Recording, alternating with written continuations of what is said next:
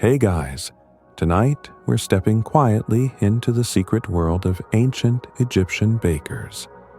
A place where flour hangs in the air like fog, where ovens glow before dawn, and where the rhythm of kneading hands is as steady as the Nile itself. You can almost hear the shuffle of sandals on the packed earth floor, the creak of baskets loaded with grain, and the sleepy murmurs of workers who have been up far earlier than any of us would dare. Imagine yourself here, wrapped in the warmth of bread before it even exists, leaning against the cool mud brick walls as the first pale light of the sun pushes across the river. It's a soothing picture. Though, let's be honest, you probably wouldn't last long in the flour-clouded chaos, your eyes watering, your lungs protesting, and your patience tested by the endless pounding of grain. So, before you get comfortable, take a moment to like the video and subscribe, but only if you genuinely enjoy what I do here. And if you feel like it, drop your location and your local time in the comments. I love knowing where and when you're tuning in. Now, dim the lights, maybe turn on a fan for that soft background hum, and let's ease into tonight's journey together. The ovens are already alive when you enter. Glowing embers pushing heat outward into the cool pre-dawn air.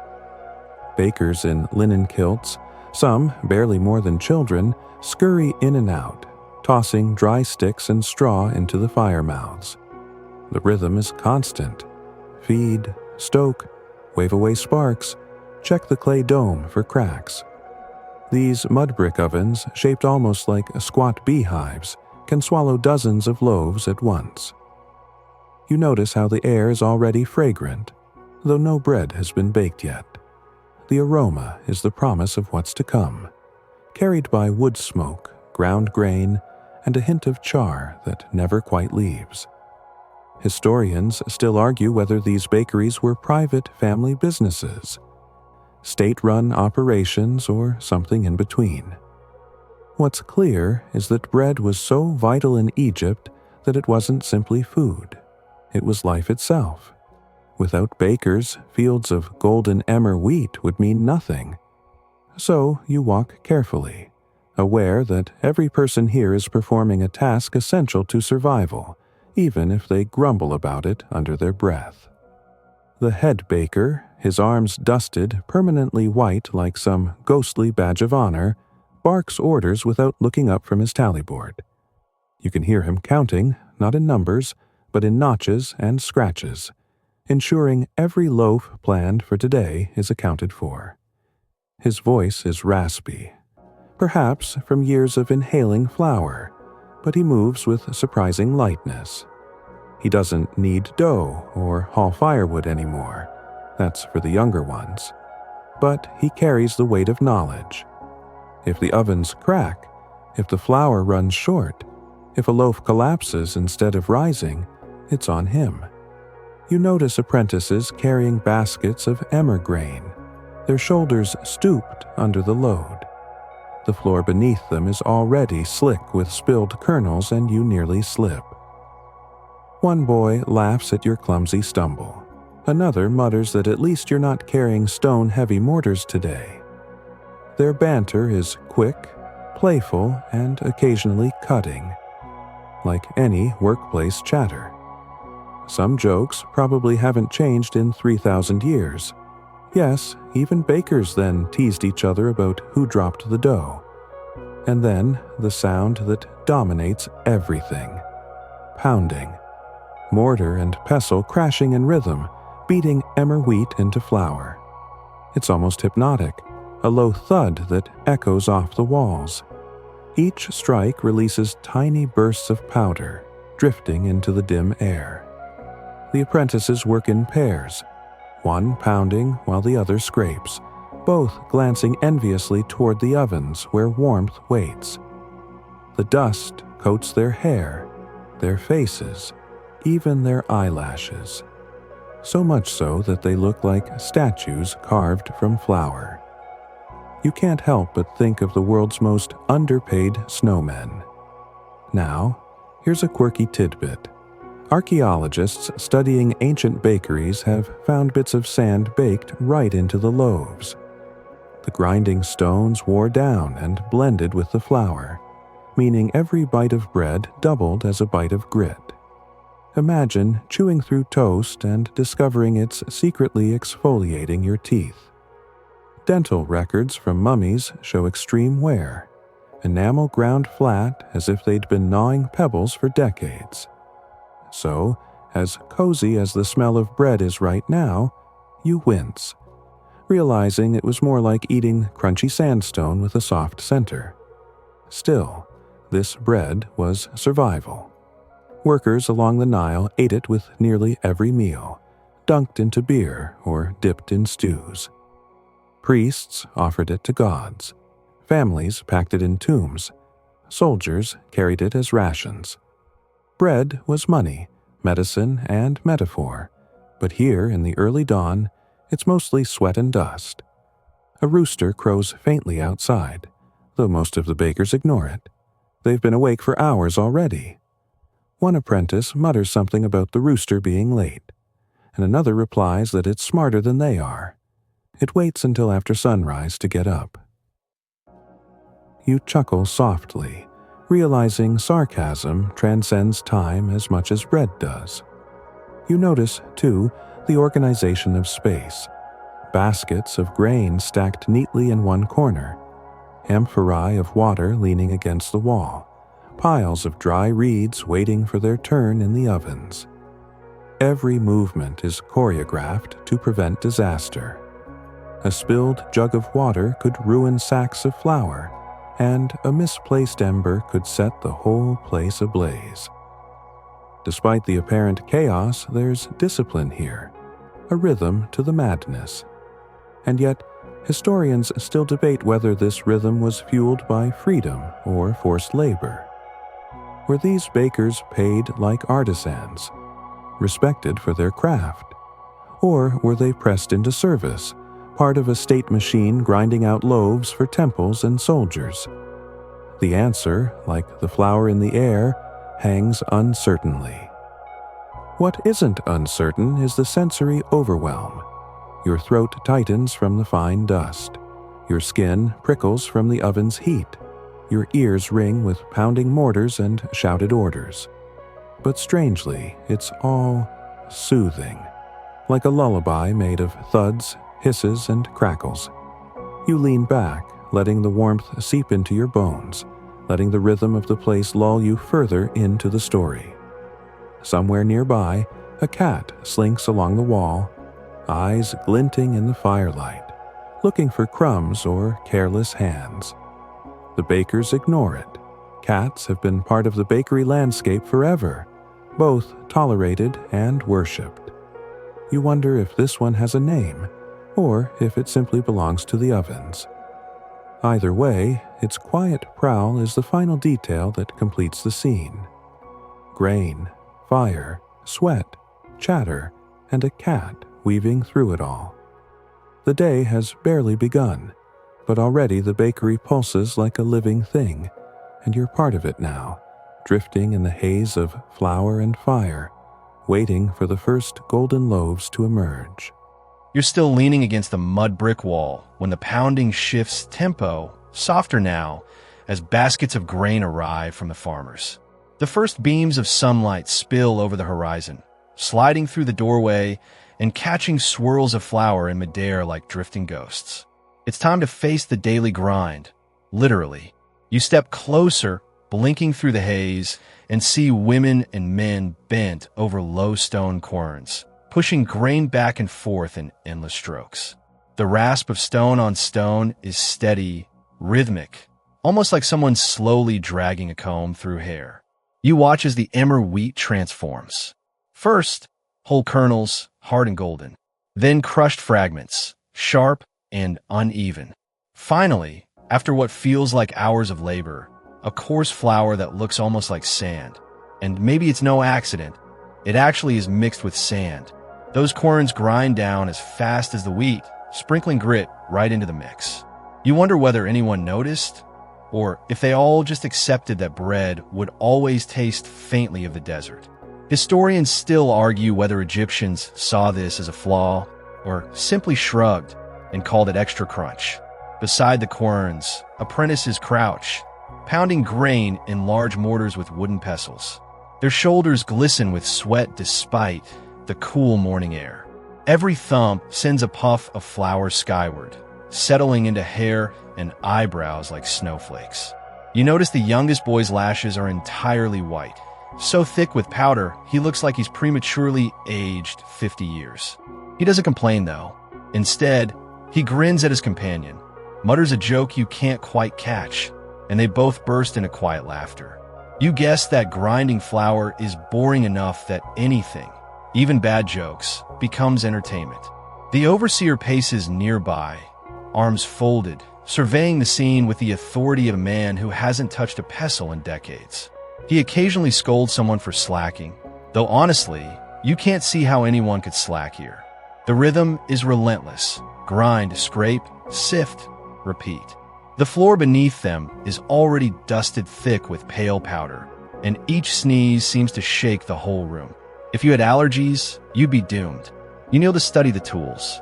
The querns are flat slabs of basalt or sandstone, worn smooth from years of use. Beside them lie smaller handstones, shaped to fit a palm, their surfaces polished by generations of bakers. Some are cracked, others chipped, but all carry the memory of thousands of meals. One worker casually points out a scar on his forearm from when his stone split unexpectedly mid-grind, sending a shard flying. He laughs as he retells it, as if surviving a quern explosion is some kind of baker's badge of honor. It's not just wheat either. You see barley added to some baskets, ground and mixed in a flour for different textures. Barley bread was cheaper, rougher, and fed to soldiers or the poor. The finer loaves, mostly emmer, were destined for temples, palaces, or wealthier households. Already you realize bread carries social class baked right in.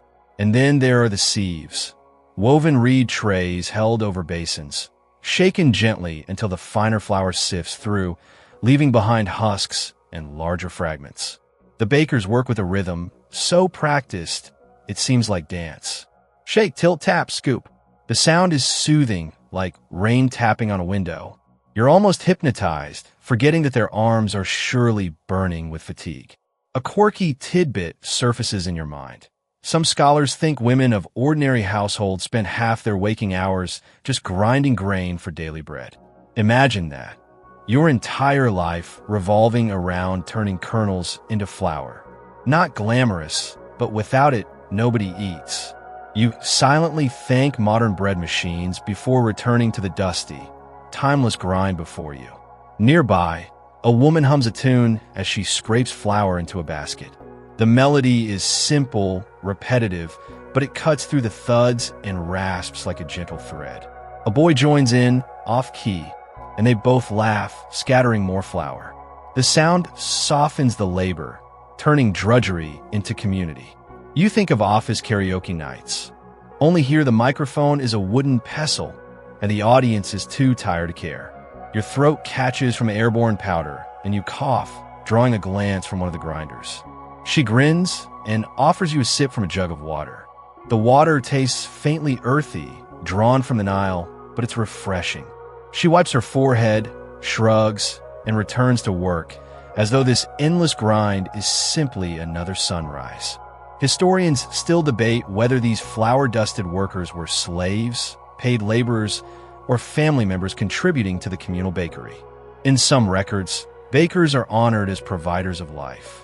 In others, they're lumped in with the lowliest of workers, their labor invisible. Either way, their grind built pyramids, not literally but through the bellies of the men who hauled stone. As the sun climbs, light spills deeper into the bakery, illuminating the workers' faces. Lines of fatigue, eyes red from dust, but also the occasional sparkle of humor. You can tell they know their work matters, even if it's repetitive. Without this flour, there would be no bread, no wages, no offerings to the gods. You wipe flour from your own hands, realizing how quickly it coats you. Your sandals leave prints on the dusty floor like snow tracks, leading you deeper into the heart of the bakery. And as the grind continues, steady and unbroken, you almost feel yourself blending into the rhythm. Stone rasp, pestle thump, sieve shake, a lullaby of labor that carries you forward. The flour settles into baskets, heavy and coarse, and already your arms ache in sympathy. You step back a little, brushing powder off your tunic, and realize you've been inhaling history, literally, this whole time. The workers barely notice anymore. Their eyes water, but their rhythm never falters.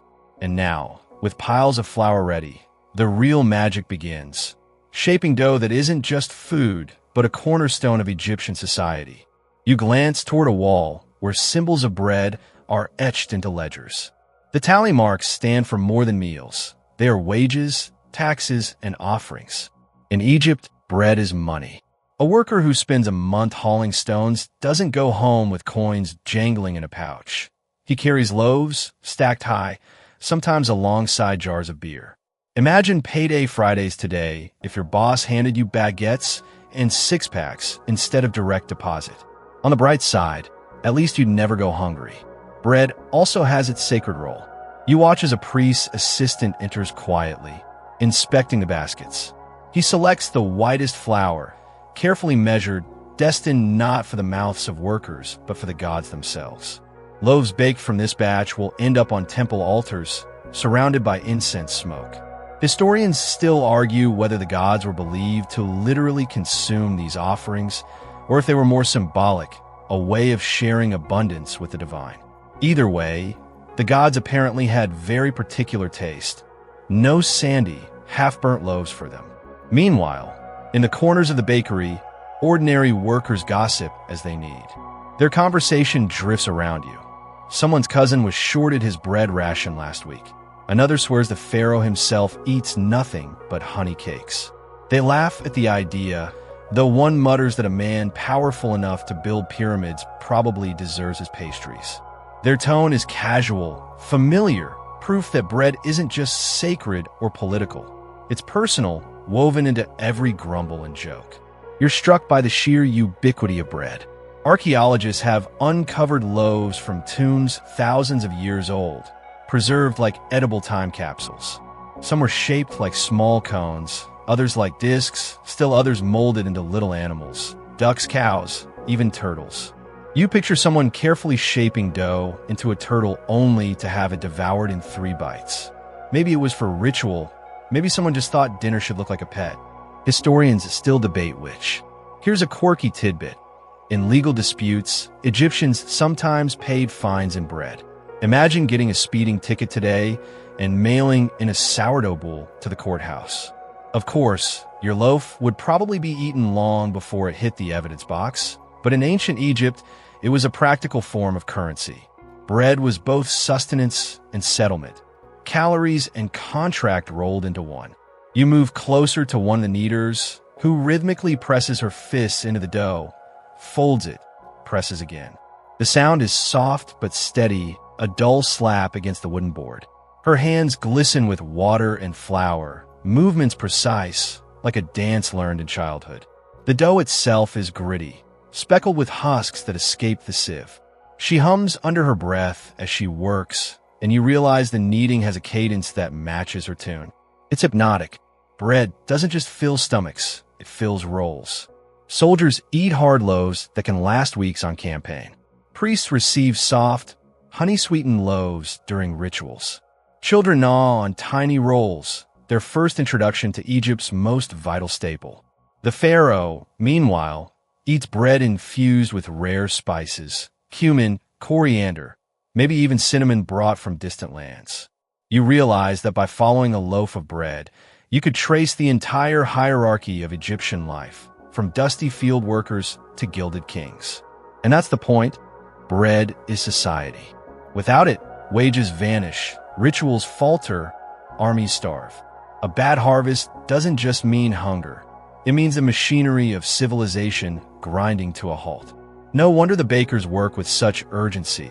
Their backs bent and brows dripping before the sun is even high. They're not just making food, They're maintaining the balance of a kingdom.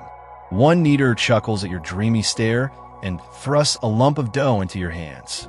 It sticks immediately, clinging to your palms like wet clay. You try to imitate her rhythm. Press, fold, press, but your movements are clumsy. She laughs harder, shaking her head, and mutters something that probably translates to, "Leave it to the professionals." You grin sheepishly, handing the lump back before you ruin the batch. A cat wanders through again, tail high, sniffing at the dough. The kneader flicks water at it, but the cat lingers, patient. You suspect it knows exactly when scraps will fall. Cats, after all, are the silent partners of every Egyptian bakery, tolerated because they guard against mice and rats, and perhaps because they add a certain smug elegance to even the dustiest corners. Your nose fills with a warm, yeasty smell of dough beginning to rise. The ovens crackle in anticipation. The workers' chatter swells and fades, and you realize you're standing in the very heart of Egypt's lifeblood. Not in the temples, not at the pyramids, but here, in the flower-streaked chaos of a bakery, where bread is currency, offering, and meal all at once. And as the heat intensifies and the workers press and fold, you drift deeper into the rhythm, lulled by the quiet truth that every loaf tells the story of civilization. The dough rests in shallow baskets now, covered with damp cloths, and you're drawn toward another corner of the bakery where the shapes begin to emerge. It's like walking into an artist's studio, only instead of paint and clay. The medium here is flour and yeast. You kneel beside a worker pressing dough into a conical mold, the surface smooth by years of use. When he pulls the mold away, the loaf stands upright, a little pyramid of its own. You smile, miniature monuments made for stomachs rather than for eternity. Bread shapes in Egypt are more than just practical. They're symbolic, sometimes ceremonial, sometimes just whimsical. You watch as another baker flattens a disc of dough, scoring lines across it with a reed tool. The lines will allow it to bake evenly, but they also create patterns that look almost decorative. You lean closer and notice a loaf shaped vaguely like a duck. Whether it's supposed to honor a household god, amuse a child, or simply delight a bored baker, you can't quite tell. Historians still argue whether such animal-shaped loaves were purely ritual, or if bakers sometimes slipped them into family meals just for fun. Your fingers trace the edge of a clay mold shaped like a turtle. The worker beside you explains, in words you barely catch, that it's for festival bread. He chuckles, saying children love them, though his tone suggests he secretly enjoys them too. You can't help but picture some little Egyptian child proudly carrying home a turtle loaf, the way modern kids cling to cartoon-shaped birthday cakes. Here's a quirky tidbit. Some molds have been found shaped like human hands. Imagine being offered a bread roll that looks like a disembodied palm. Maybe it symbolized offering. Maybe it was just bakery humor thousands of years ahead of Halloween.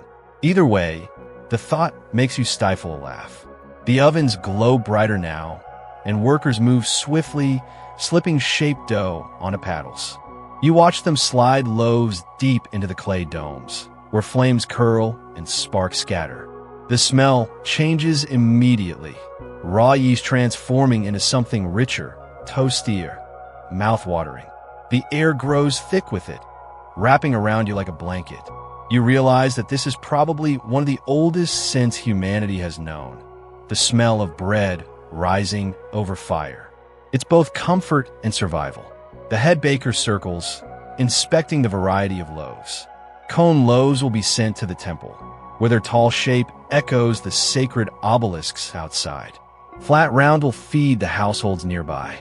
The quirky animals and hand-shaped breads may head to the market, where they'll fetch a higher price for novelty.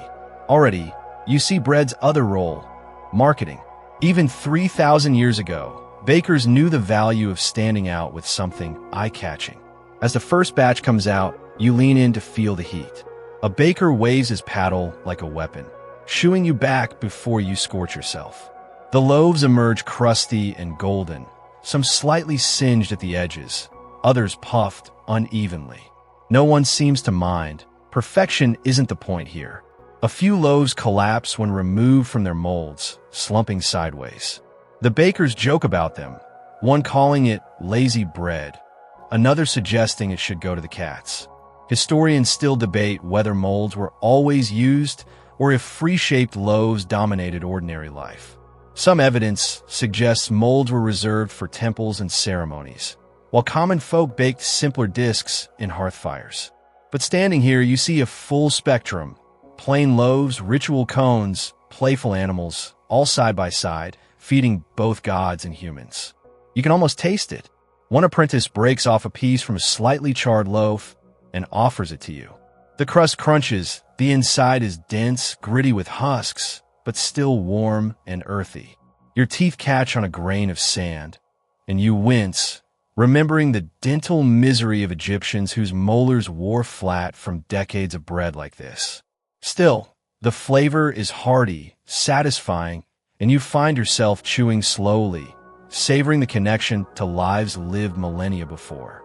Nearby, a young girl shapes a loaf with surprising care, etching tiny reed patterns along the top. She giggles when her design collapses in the oven, but her mother pats her shoulder and assures her there will always be more dough tomorrow. You realize that in this bakery, every loaf is fleeting. Unlike pyramids or statues, bread doesn't endure. It vanishes with every bite, only to be reborn at the next sunrise. Yet somehow, it holds civilization together more tightly than stone monuments ever could. A dog noses at the scraps by the door, tail wagging, hoping for a fallen piece. The workers pretend to ignore it, but one eventually tosses a crust. You watch the dog scamper off, proud of its small prize. Even animals, it seems, are sustained by the endless shapes and flavors of bread. As you linger, the smell deepens, the ovens roar, and your head feels light, lulled by the rhythm of shaping and baking. The loaves multiply, lined up in neat rows, each one a small story told in flour and fire. You lean back again, realizing that the secret life of bakers isn't hidden in temples or scrolls, but right here, in the whimsical shapes, the gritty bites, and the laughter drifting through the haze of heat. The bakery's heartbeat shifts as the ovens take center stage. You step closer, drawn by the pulsing glow that spills from their wide mouths. The mud brick domes radiate heat, turning the cool air thick and heavy. You feel the warmth lick your skin, soothing and stifling all at once, as though you've stumbled into a desert sunrise that never ends. The bakers move like dancers here, quick and careful, their long wooden paddles sliding loaves in and out with practiced grace. Each oven is a giant clay beehive, blackened inside by years of smoke. Workers feed them constantly with bundles of reeds and sticks. You hear the hiss as new fuel hits hot embers, the sharp pop of drying reeds, the low whoosh as flames flare and retreat. The sound is strangely calming, like a crackling fireplace magnified to temple grandeur. If you close your eyes, you could almost imagine it's a campfire on the banks of the Nile, except this campfire devours loaves instead of roasting marshmallows. The air is a swirl of scents now, yeast turning golden, husks crisping at the edges, a smoky sweetness that clings to your hair and clothes. You realize the workers must smell of bread wherever they go. Perhaps their neighbors can tell they are bakers from a single sniff. Maybe some consider it a badge of honor, others a nuisance. Historians still argue whether bakers held respected status or whether they were looked down upon for being perpetually dusted in flour and sweat. The ovens roar at different stages. One glows fiercely, flames leaping like wildcats. Another is cooler, embers banked for slower baking. The head baker orchestrates them like instruments, directing workers to rotate loaves, swap trays, adjust fuel. You realize this is a symphony of heat, a precise balancing act. Too hot, and the bread scorches. Too cool, and it slumps pale and unbaked. The baker's instincts are their thermometers. No numbers, no dials, just years of leaning into heat and knowing exactly when to pull back. Here's a quirky tidbit. Archaeologists excavating ancient bakeries have found charred loaves still stuck in ovens, abandoned mid-bake. Did the workers get distracted by a festival, called away for labor on a pyramid? Or maybe they simply nodded off, exhausted by the endless night shifts. Whatever the reason, those loaves became accidental time capsules, burned to black stone, but still shaped like bread thousands of years later. You stand near a young worker who slides a paddle into the glowing oven. His face gleams with sweat, his hands steady despite the heat. He pulls out a cone-shaped loaf, edges crisp, sides golden. The smell hits you before the sight does, and your stomach growls in appreciation. He smirks at your reaction, breaks off a small crust, and tosses it your way. It's hot, almost too hot to hold, but when you bite down, the crackle is sharp, the interior dense and slightly sour. It's not bakery fresh by modern standards. It's rougher, chewer, but somehow more alive. A group of women nearby gather loaves onto reed trays, stacking them carefully. Some trays are destined for households, others for temple courtyards, others perhaps as wages for workers outside. They laugh as they work, balancing trays on their heads with effortless poise. One pretends she might drop hers, staggering dramatically before righting herself. The others snort with laughter, and you realize that humor is as necessary here as flour. Without it, the grind and the heat would overwhelm. The ovens themselves seem almost alive. You notice cracks in the clay, patched hastily with fresh mud. Workers fuss over these spots like doctors tending to patients. If an oven fails, it could mean a day's worth of loaves lost. One baker pats the side of a dome almost affectionately, whispering something under his breath, as if coaxing it to hold together just a little longer. You wonder if bakers considered their ovens companions, faithful beasts that demanded constant feeding. Historians still debate whether these ovens were communal, shared by neighborhoods, or owned by temples and palaces. The evidence suggests both. In small villages, families likely brought their dough to a shared oven, much like communal bread ovens in parts of the world today. In cities, massive state bakeries cranked out thousands of loaves for workers, priests, and armies. Standing here, you can feel the weight of both possibilities, the intimate hum of community and the relentless churn of industry. A boy wanders too close to an oven mouth, and his supervisor yells sharply, waving him back.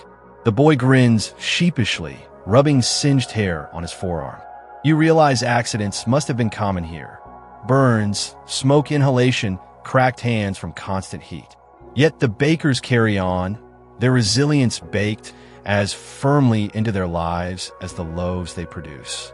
The ovens glow deeper as more fuel is added, the shadows on the walls flickering and stretching. You catch yourself swaying slightly with the heat, lulled by the repetitive slide and pull of paddles, the hiss of flames, the steady chatter of workers. It's hypnotic. In this glow, time blurs. The present fades into the past, and you feel yourself drifting with the bread, transformed by fire, golden and quiet. The ovens roar steadily behind you, but your attention shifts to the flow of voices rising and falling through the bakery. It's not just noise. It's a hierarchy, a chain of command woven through the flour-dusted chaos. You notice quickly that not all bakers are equal. At the top stands the head baker, or perhaps the overseer, with his tally board and sharp eyes. His linen kilt is cleaner than the others, his arms less muscular but more commanding. He doesn't need or stoke fires anymore. He measures, he counts, he judges. You can almost hear him thinking, every loaf a number, every worker a piece of his equation. Then come the foremen, loud, sharp-tongued, and unrelenting. They pace between the grinders and the kneaders, calling out corrections, urging speed, snapping at anyone who dares to pause. One young man sneezes into the flour, and the foreman claps him on the shoulder hard enough to nearly knock him over, muttering something about wasting the god's dust. You smirk. Apparently sneezing here is both blasphemy and comedy. Below them, apprentices toil endlessly. They grind, carry kneads, sweat. Their laughter fills the spaces between orders, but it's always cautious, clipped short if a superior wanders too close. You spot one boy rolling his eyes when the overseer's back is turned, only to straighten instantly when a man pivots. Workplace politics, you realize, haven't changed much in thousands of years. The hierarchy even shows in their tools. The overseer holds a reed, stylus, and board. The foremen carry paddles and sticks, authority embodied. The apprentices? Just baskets, mortars, and the grit in their teeth. You hear one complain under his breath that the paddle should be used on the overseer, not the bread. His companion snickers, then hushes, glancing nervously around. You pretend not to notice, though the thought lingers amusingly. Historians still argue whether bakers belonged to guild-like groups organized by trade, or whether they were simply laborers under state control. Some evidence suggests bakers worked in close-knit communities, passing down skills from parent to child. Others hint that the pharaoh's administrators dictated production, turning bread-making into a bureaucratic machine. Standing here, you can sense both possibilities, family loyalty mixing uneasily with official decrees. And yet, there's pride too. You catch it in the way one foreman admires a perfectly risen cone loaf, holding it up briefly like a trophy before handing it off. Or in the way an apprentice straightens his back after producing a batch that doesn't collapse. Their work may be punishing, but it's also central to Egypt itself. Without them, no pyramid rises, no temple glitters, no household eats. Bread is life, and they're the keepers of it. Here's a quirky tidbit. Some tomb paintings actually name bakers, recording their role for eternity. Imagine being remembered not for military victories or royal decrees, but for kneading dough. It seems oddly humble, yet profoundly important. A king can command armies, but only if someone feeds them first. Perhaps bakers knew this. Perhaps they smirked quietly to themselves at the irony of it all. The hierarchy shows in posture too. The overseer strides tall, foremen puff their chests, apprentices hunch low. You catch yourself mirroring them, straightening when the overseer passes, relaxing when he moves on. The atmosphere is contagious. The unspoken rules clear even to an outsider like you. And yet, humor bubbles beneath it all. A foreman scolds an apprentice for lumpy dough, calling it hippopotamus bread. The boy retaliates by kneading extra vigorously, splattering flour in every direction until even the foreman sneezes. Everyone laughs, quietly, but with genuine amusement. Even hierarchies need release valves. The cat wanders through again, tail brushing against baskets. This time it leaps onto a bench, eyeing a tray of cooling loaves. The nearest apprentice shoos it off, muttering that even cats respect the overseer's rules. You wonder if that's true, or if the cat simply hasn't been caught stealing at the wrong moment. The overseer pauses near you, squinting as if assessing whether you belong. You hold your breath, half expecting to be handed a mortar or a paddle. Instead, he nods once sharply and moves on. It feels like a tiny promotion. You're not fired, at least. The voices swell again, instructions layered with gossip. Someone mentions a neighbor's donkey gone missing. Another jokes that the donkey ran off because it was tired of carrying barley. They chuckle, though the foreman silences them quickly, clapping his hands to restore order. Even here, conversation is rationed like flour, aloud, but only in measured doses. You realize that this hierarchy, harsh though it seems, keeps the chaos manageable. Without it, the bakery would dissolve into flour storms and burnt loaves. With it, thousands are fed, gods are appeased, wages are paid. It's not glamorous, but works. The heat from the ovens pulses against your back. The chatter swirls around you, and you drift with the rhythm of authority and obedience, laughter and scolding. The hierarchy is clear, the roles etched deep. Yet beneath it all, the shared purpose holds everyone together. Bread must be made, and this is how it happens.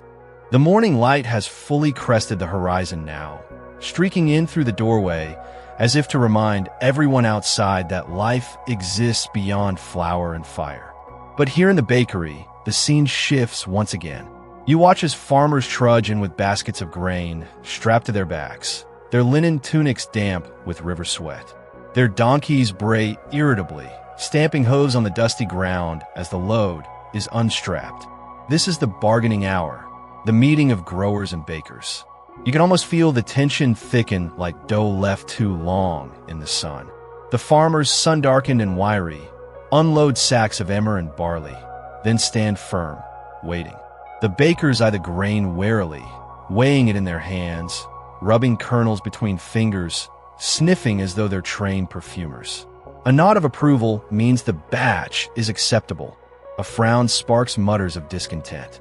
A foreman steps forward with scales, simple balances with stone weights, and the negotiation begins. The farmers insist the grain is measured correctly. The bakers insist some kernels are shriveled, some sacks lighter than promised. Voices rise. You hear mutters of short measure and cheating hands. One farmer swears on the Nile itself that his grain is pure.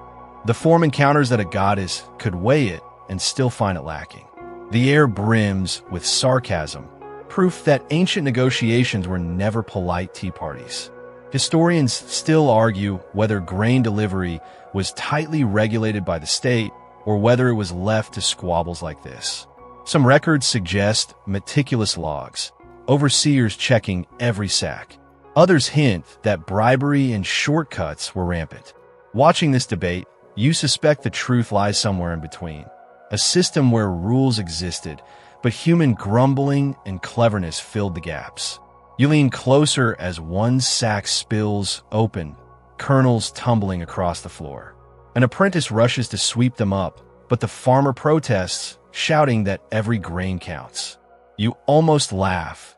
Imagine haggling over a handful of wheat on the ground, as though the kingdom's fate hangs on it. But then you realize maybe it does.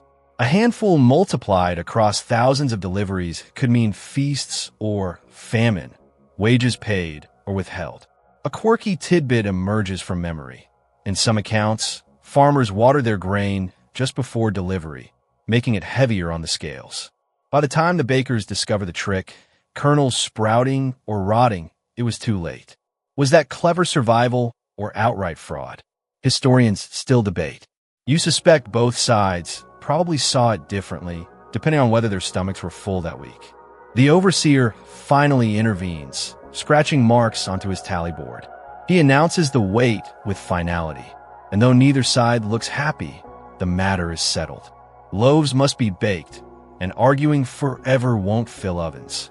The farmers grumble as they collect their donkeys, while the bakers haul sacks into storage corners, muttering under their breath. It's a truce of necessity. As the dust settles, you notice the apprentices struggling with the sheer weight of grain sacks. Their arms tremble, knees wobble, and more than once a sack topples sideways, spilling its treasure. The foreman groans, threatening to dock their non-existent pay. You suspect apprentices survive on crusts and scoldings, but their laughter suggests they've accepted this fate. You catch snippets of side conversations too. A farmer complains that the Nile's flood was late this year, leaving fields patchy. Another insists his harvest was plentiful, thanks to prayers whispered to Happy, the god of inundation. One baker scoffs that it wasn't prayers, but donkey dung that made the difference. Everyone laughs, and for a moment the tension eases. A cat, ever opportunistic, darts toward the spilled kernels, batting at them like toys. A boy chases it off, only for the animal to return seconds later, smug as ever. You suspect the cat is winning this ongoing war of persistence. The exchange isn't just business, it's theater. The loud voices, dramatic gestures, exaggerated sighs all serve purpose. Each side wants to look like they've conceded the least. You imagine, with a sleepy smile, that if bakers and farmers had lawyers, they'd starve before ever baking a single loaf. At last, the grain is sorted, the scales stored, the arguments fading into grumbles. The bakers return to their mortars, the farmers shuffle out with lighter donkeys, and the ovens reclaim the rhythm of the day. You lean back against the wall, feeling the dust cling to your skin, the warmth of the ovens pressing into your back. The bargaining may seem petty, but you understand now. It's the hinge on which the entire bakery swings. Without grain, no flour. Without flour, no bread. Without bread, no wages, no offerings, no soldiers marching. Civilization balances on the weight of kernels, on scales that never quite satisfy anyone. And as the chatter fades, replaced by the steady thud of pestles, you feel the truth settle in. You've witnessed not just a transaction, but the pulse of an economy disguised as bread. The arguments with the farmers fade, leaving behind only the steady thrum of pestles and the hiss of ovens. But as the morning stretches on, something shifts in the air. The bakery, once a place of simple flour and fire, starts to smell sweet. You blink, surprised, and then your nose catches it fully. The sticky perfume of dates being mashed, the golden drizzle of honey, the faint tang of dried figs crumbling into dough. You step closer to a table where a woman kneads carefully, her hands moving slower than the frantic pounding of earlier. She sprinkles chopped dates into the mix, folding them gently, as though handling something sacred. The dough stretches, studded with dark jewels that glisten in the light. It looks decadent compared to the coarse loaves you've seen so far. You realize this bread isn't for everyday laborers. It's for someone higher up the ladder, perhaps priests, nobles, or families celebrating a feast day. Here's a quirky tidbit. Some tombs contain loaves baked with fruit fillings, almost like ancient pastries. Imagine unwrapping your lunch, only to find you're eating the ancestor of the fig roll. Historians still argue whether these sweetened breads were rare luxuries or surprisingly common in wealthier households. Whatever the truth, the smell alone is enough to make your mouth water. A young apprentice sneaks a fingerful of date paste, licking it quickly before the foreman notices. The others snicker, try not to draw attention, but the boy's blissed-out face gives him away. The foreman scolds him half-heartedly, though even he looks tempted. You smile. Apparently some temptations transcend time. Nearby, honey is being drizzled into another bowl. It oozes slowly, glimmering like liquid amber, coating the dough until it shines. The worker stirring it pauses occasionally, licking sticky fingers, then smears the rest on his apron as if that somehow counts as cleaning. You chuckle softly, realizing these bakers are just as human as modern ones. Equal parts craftsmen and snack thieves. The ovens, too, smell different now. When the sweetened loaves go in, the heat draws out caramel tones, a richness that clings to your senses. It's no longer just bread. It's dessert disguised as survival. You lean closer, inhaling deeply, nearly dizzy from the intensity. You wonder whether ancient Egyptians felt the same thrill when sweets punctuated their otherwise coarse diets. Historians still debate the role of fruit in the average diet. Some argue dates and figs were staples, affordable and widespread. Others suggest they were luxuries, especially when baked into bread.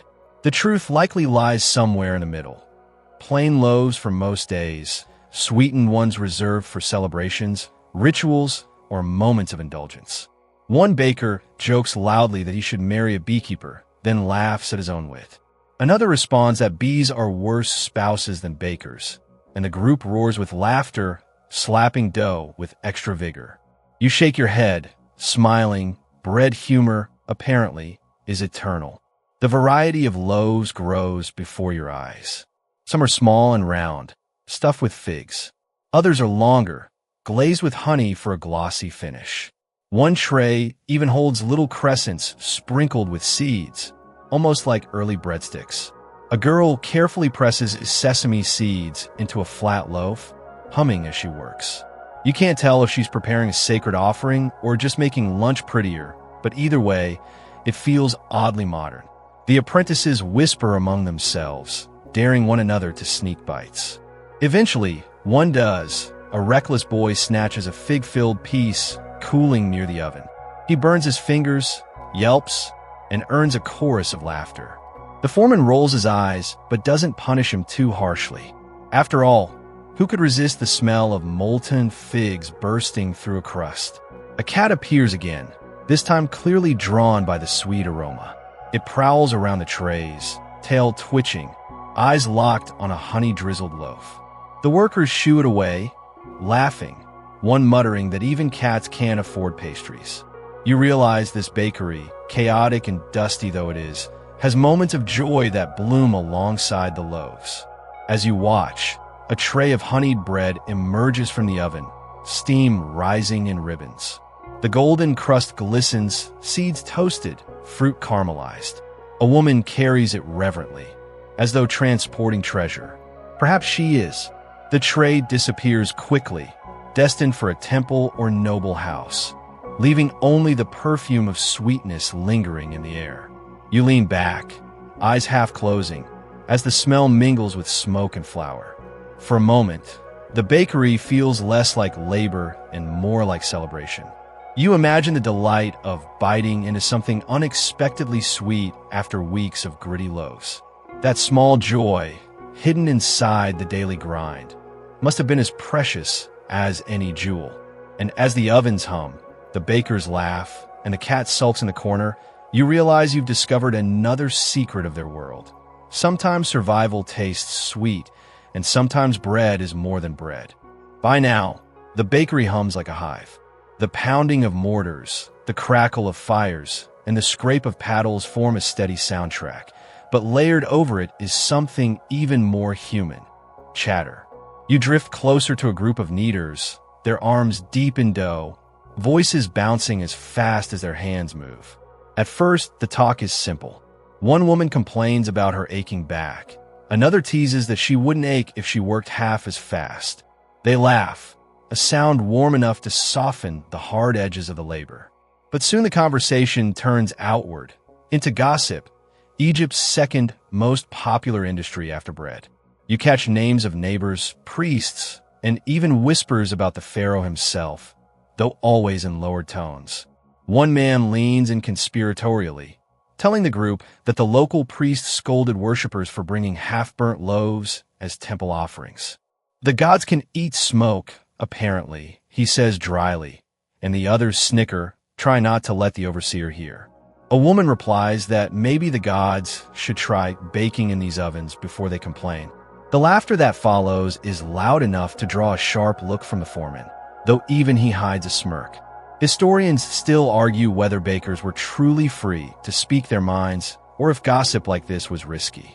Some evidence suggests strict oversight in state bakeries, but the scraps of chatter preserved in ostraca, bits of pottery used as notepads, reveal jokes, doodles, and casual complaints. Clearly, even under watchful eyes, human voices found their way out. You notice a younger apprentice whispering about a neighbor's donkey, claiming it wandered off and returned wearing a new harness. His friend gasps theatrically, declaring that the donkey must be a thief. The workers burst into laughter at the absurdity, kneading dough harder as they cackle. You realize jokes about missing livestock are the ancient equivalent of workplace memes, silly, shared, and endlessly retold. Here's a quirky tidbit. Some bakers scratch jokes into clay molds. Archaeologists have found fragments with crude doodles, even what looks suspiciously like caricatures of supervisors with exaggerated noses. You chuckle at the thought of an apprentice hiding rebellion in the bottom of a bread mold, only for it to vanish into an oven, baked into secrecy forever. The gossip spreads from priests to politics. One worker mutters about a new decree requiring extra loaves for the temple. Another replies that the pharaoh probably eats them all himself, growing fat while they cough on flour dust. The remark earns nervous laughter, followed quickly by a hush as everyone glances at the overseer. The man shrugs innocently, folding his dough with exaggerated seriousness, but the twinkle in his eye betrays him. Meanwhile, the apprentices trade more harmless banter. One brags about his ability to knead 3 baskets in half the time of the others. His rival challenges him to prove it. Soon, the two are racing, arms flying, dough splattering across the table. The rest cheer them on, stifling laughter when both boys end up with flour in their hair, their loaves equally lumpy.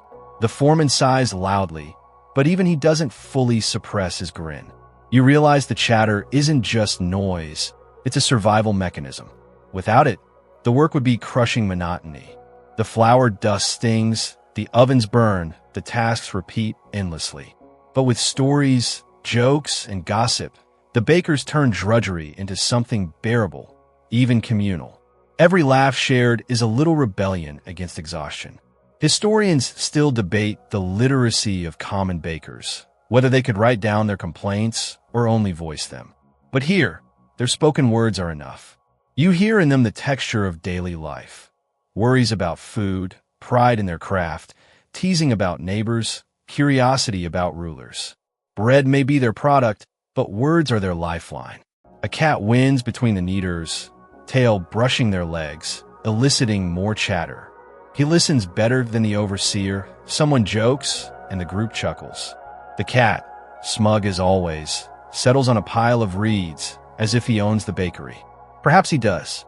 The smell of honeyed loaves drifts through, mingling with laughter. The combination is oddly comforting, as though sweetness belongs not just in food but in the air itself. You let the chatter wash over you, a lullaby of jokes and complaints, gossip and sighs. As you close your eyes briefly, you realize the gossip isn't idle.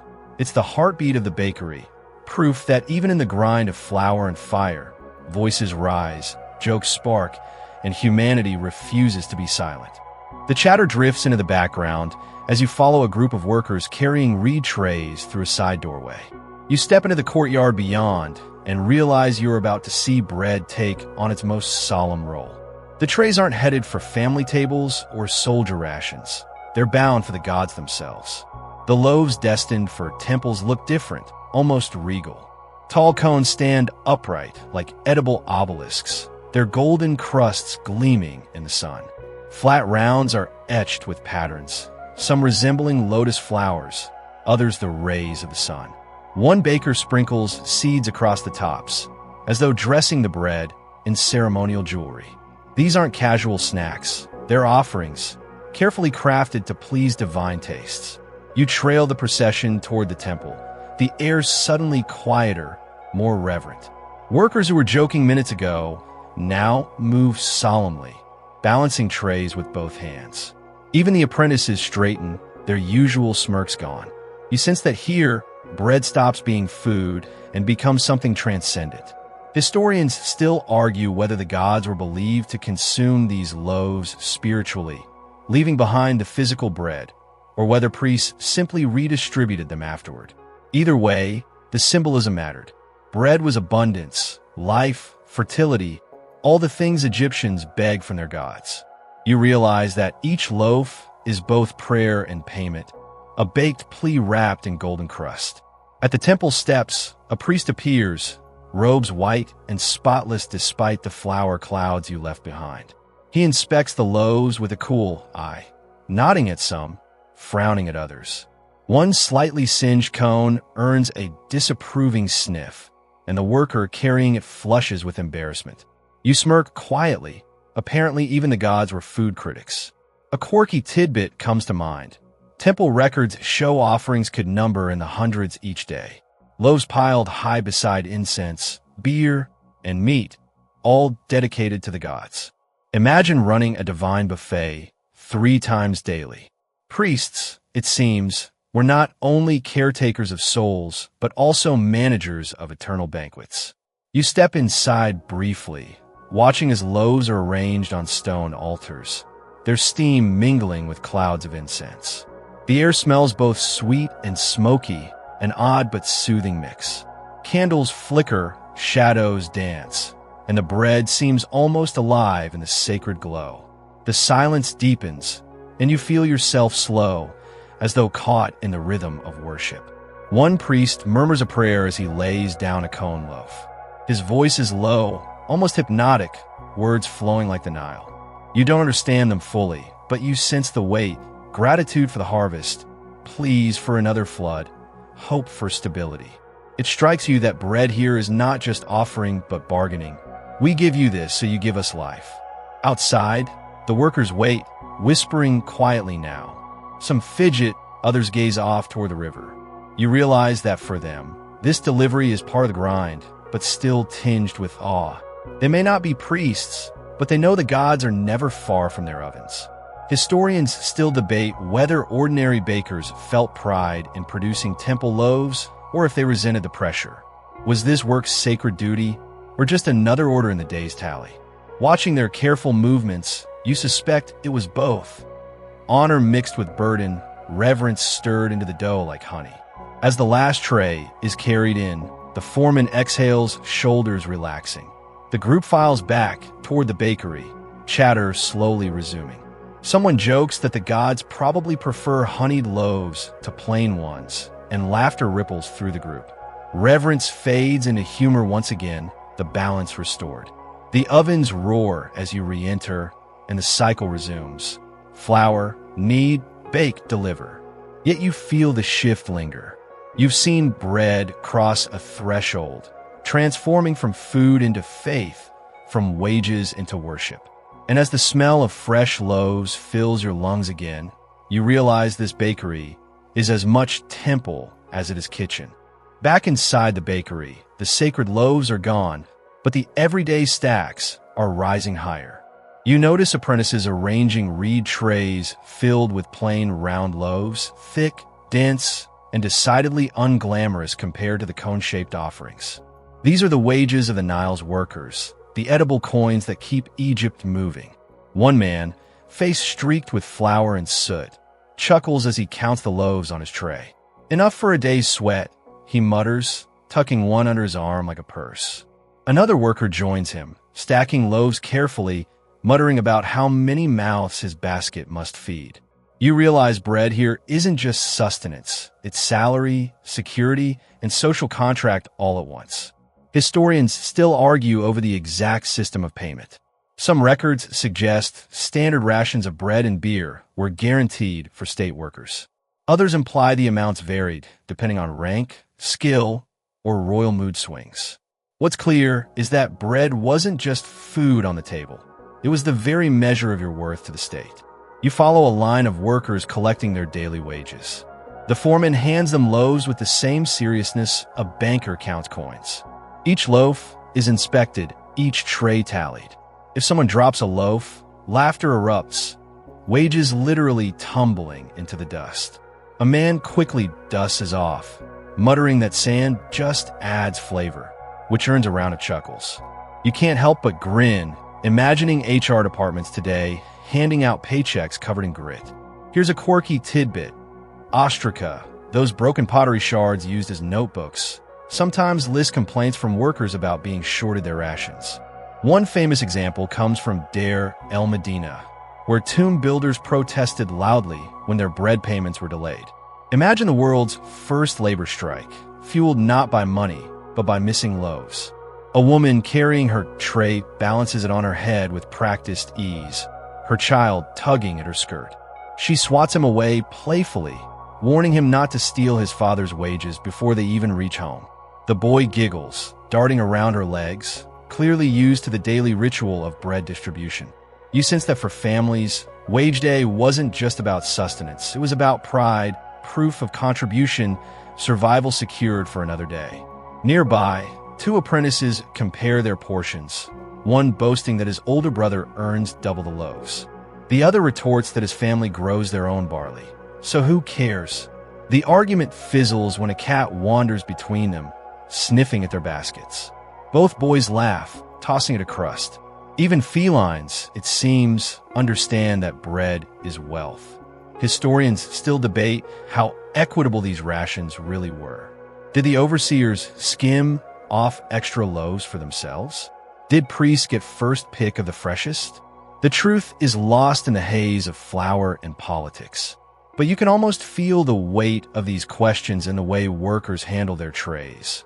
Careful, protective, as though each loaf is a fragile coin that could vanish. One man holds up a particularly large loaf, grinning proudly. "A bonus today," he says, winking at his companions. They laugh, teasing him about his luck. Another shrugs, muttering that the gods must have been hungry, so the rest of them got shorted. More laughter follows, echoing through the smoky room. Humor, once again, smooths the rough edges of life. As the line dwindles, the foreman wipes his hands on his kilt and sighs. Another day's wages distributed, another cycle completed. The workers drift away, some still nibbling crusts, others tucking loaves into baskets to share later. You realize the bakery isn't just feeding Egypt, it's paying it, binding labor, worship, and daily life into one continuous rhythm. And as you watch, you feel the rhythm pull you too. Bread clutched like coins, laughter echoing against mud brick walls, the ovens still glowing with endless fire. You drift with it, lulled by the strange comfort of wages you can chew. The wages have been handed out, the trays carted away, but the bakery doesn't quiet down. If anything, it grows louder with a different kind of energy. You notice a group of women arriving, their skirts swaying, their baskets already filled with flour. They move into the baking space with ease, as if the ovens have been waiting for them. Suddenly, the air shifts, lighter, quicker, more full of chatter. Women in the bakery bring another rhythm entirely. Some are mothers, balancing their toddlers on hips while kneading dough with one hand.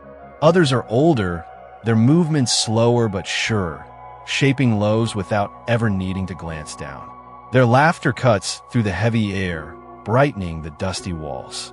One younger woman teases her friend that she kneads dough more gently than she cuddles her baby, and the room erupts into giggles. Even a foreman's stern face softens at the sound. Historians still argue about the exact role women played in professional bakeries. Some suggest they were confined mostly to household bread making, while men dominated state bakeries. Others point to evidence that women worked alongside men in larger operations, their skills valued as much as their male counterparts. Watching them here, you can see clearly. They're indispensable, their hands just as flour-caked, their shoulders just as sore. One mother sets her baby down on a reed mat, sprinkling flour into a bowl with swift, practiced movements. The baby coos, reaching for a lump of dough, smearing it across his cheeks like face paint. The workers nearby laugh, calling him the youngest baker in Egypt. Someone jokes that the boy's first teeth will wear down on bread crust before he ever tastes milk. You smirk, realizing that joke has probably been told 1,000 times already. Here's a quirky tidbit. Figurines found in tombs sometimes depict women grinding grain or kneading dough. Archaeologists think these weren't just random decorations, but representations of eternal service, bread making for the dead, forever. Imagine your afterlife being one endless shift in a bakery. You can almost hear the ghostly sighs of women grinding eternally in some pharaoh's tomb. The women here, though, don't look trapped by the work. They gossip while shaping dough, telling stories of neighbors' romances, family squabbles, and the latest temple rumors. Their voices weave a tapestry of daily life richer than any scroll could preserve. You listen as one woman jokes that her husband should try grinding flour just once. He'd beg for battle duty instead. The others nod, some rolling their eyes knowingly. The apprentices sneak glances at the women, their bravado wilting when caught. One girl, noticing the stares, deliberately slaps a lump of dough onto a boy's head. It sticks there like a ridiculous hat, and the bakery erupts with laughter. The overseer pretends to scold them, but you catch the twitch of a smile tugging at his lips. Historians still debate whether women received bread wages like men or whether their labor was folded into household rations.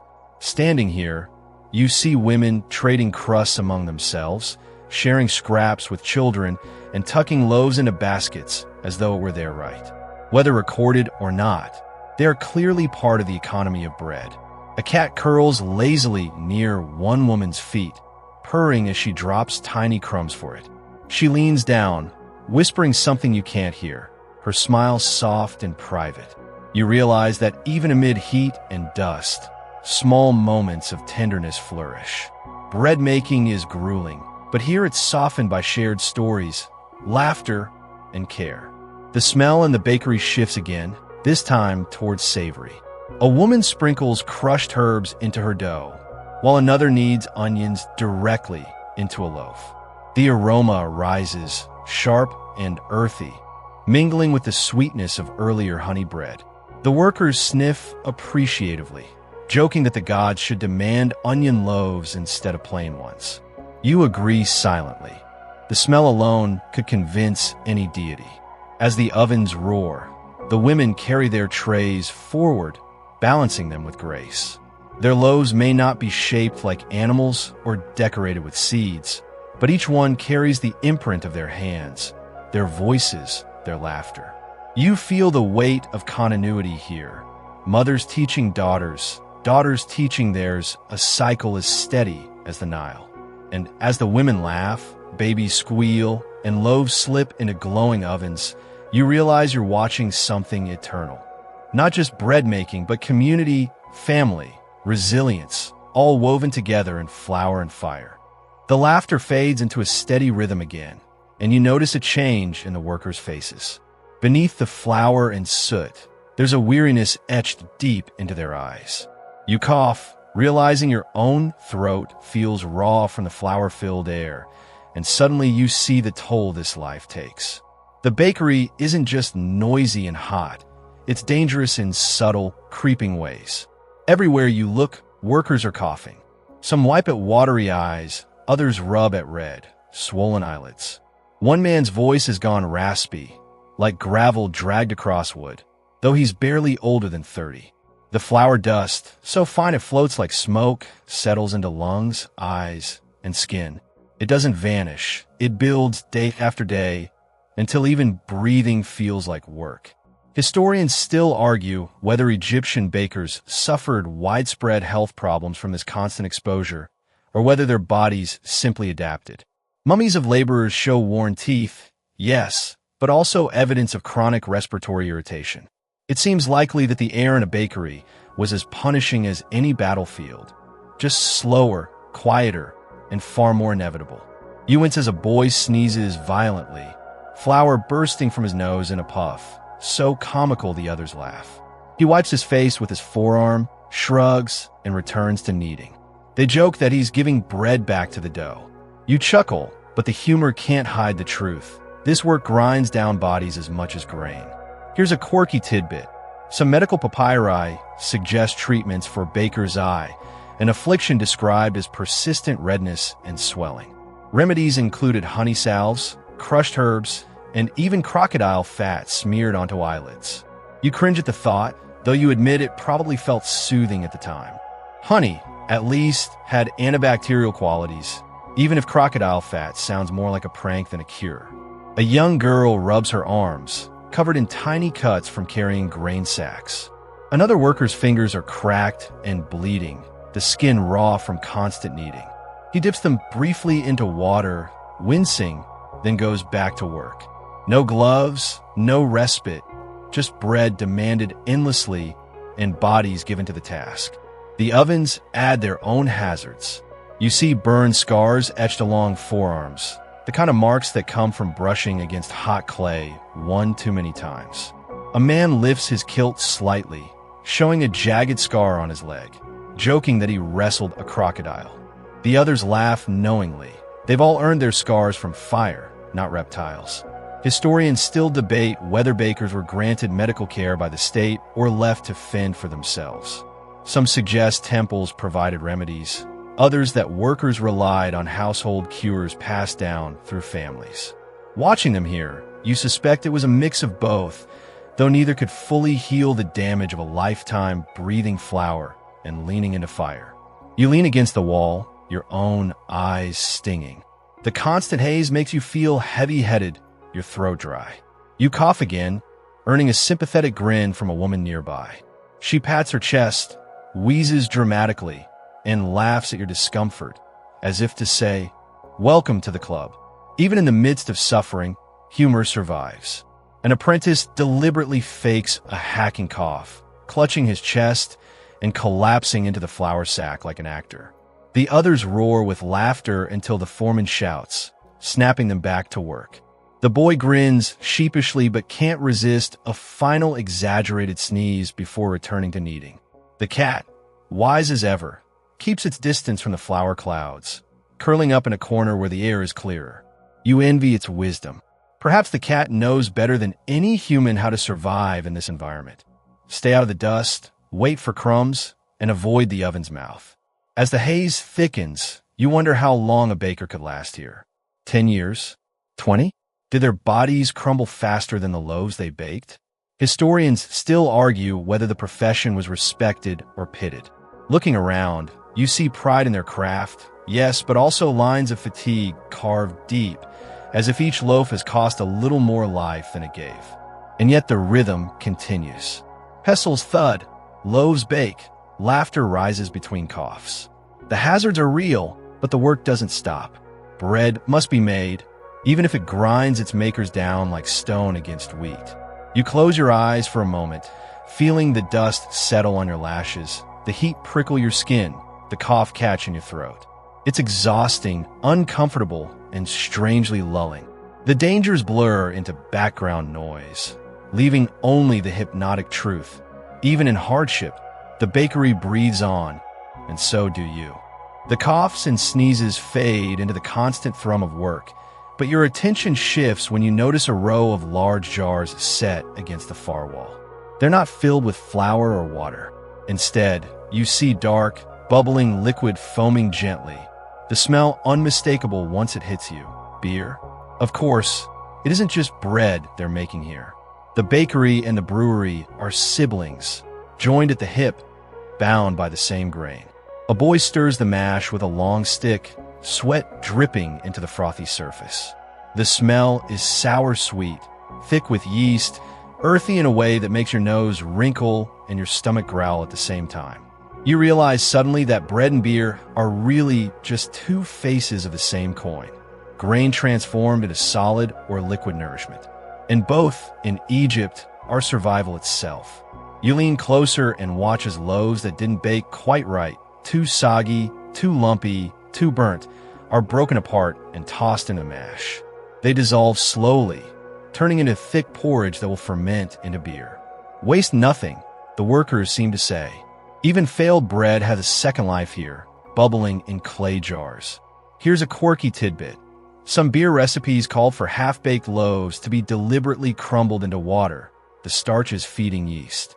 Imagine calling your homebrew recipe loaf lager or crusty ale.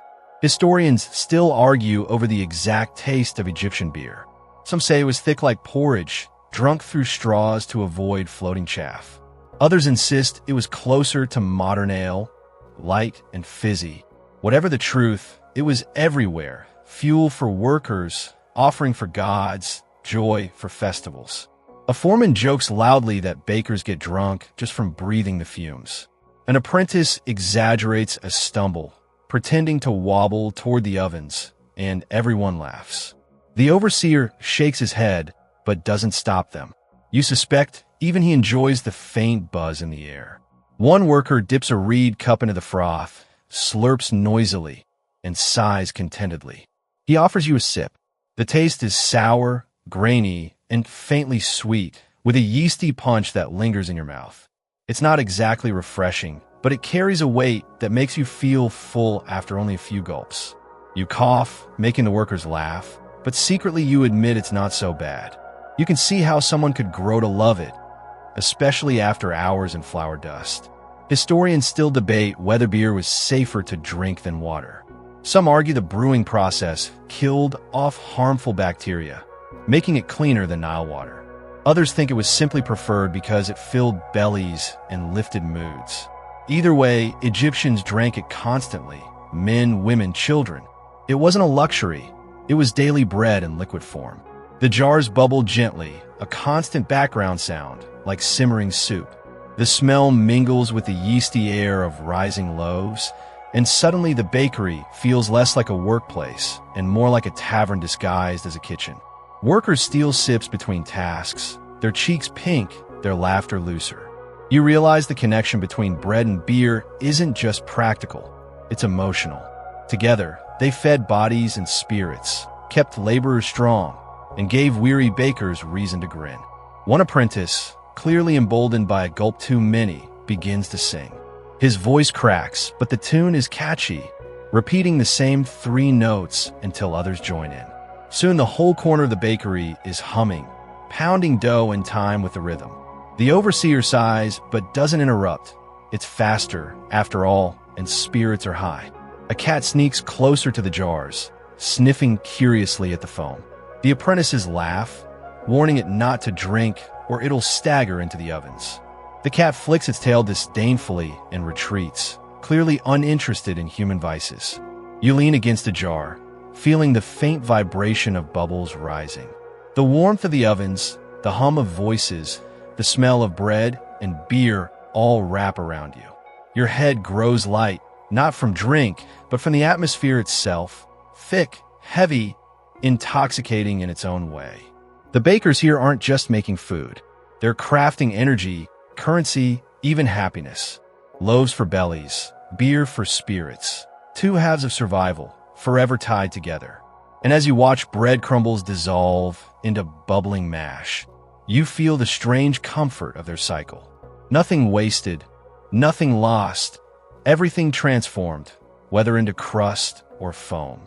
The beer jars bubble away in the corner, but outside the bakery walls, the air carries another kind of excitement. You hear distant voices rising, drums thudding, laughter spilling through the streets. The bakers glance at one another knowingly. Festival day. And of course, festival day means bread. Lots of it. You step into the courtyard and see trays of oversized loaves already being prepared. Their shapes more elaborate than the everyday discs and cones. Some are braided like ropes, others puffed into great round wheels. A few are decorated with sprinkles of sesame, glittering pale against golden crusts. These loaves aren't meant to be eaten quietly in dusty workshops. They're meant to dazzle, to be paraded through streets and laid on feasting tables. Workers hum as they knead, their movements quicker, lighter, almost cheerful despite the labor. One man jokes that the gods must get jealous on festival days, seeing people eat loaves prettier than their own offerings. A woman replies that the gods don't mind. They'll get their share in the temple anyway. The laughter is contagious, rolling like the rhythm of kneading hands. Historians still argue over the scale of festival feasts. Some sources describe enormous gatherings where bread, beer, and roasted meat flowed freely. Others think the abundance was exaggerated, reserved for elites while commoners nibbled simpler fare. Yet here, watching the bakers, you sense the truth. Festivals lifted everyone, at least a little.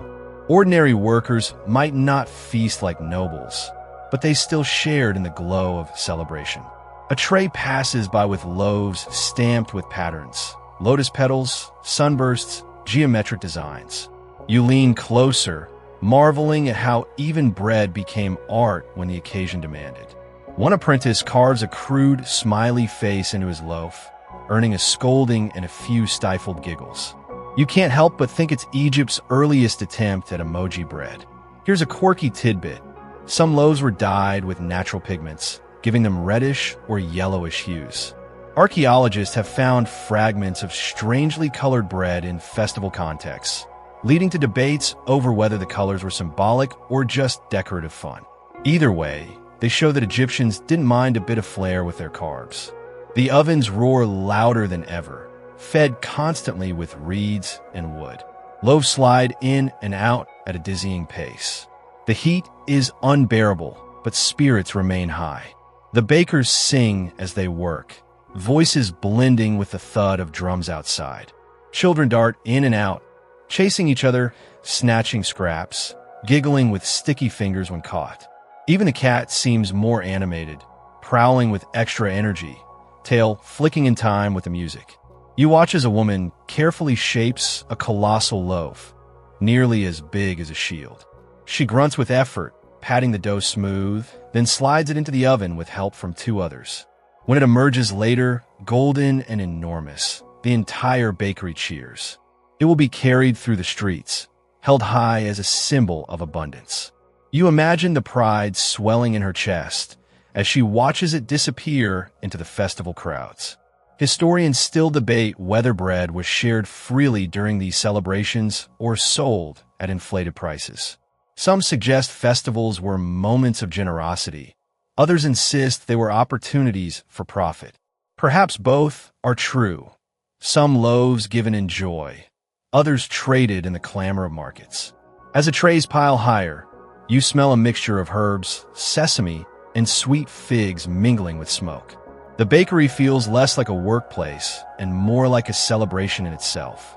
Even the overseer smiles faintly, his stern facade softened by the spirit of the day. He waves off a mistake that would normally earn a scolding, muttering, "The gods will forgive a crooked loaf today."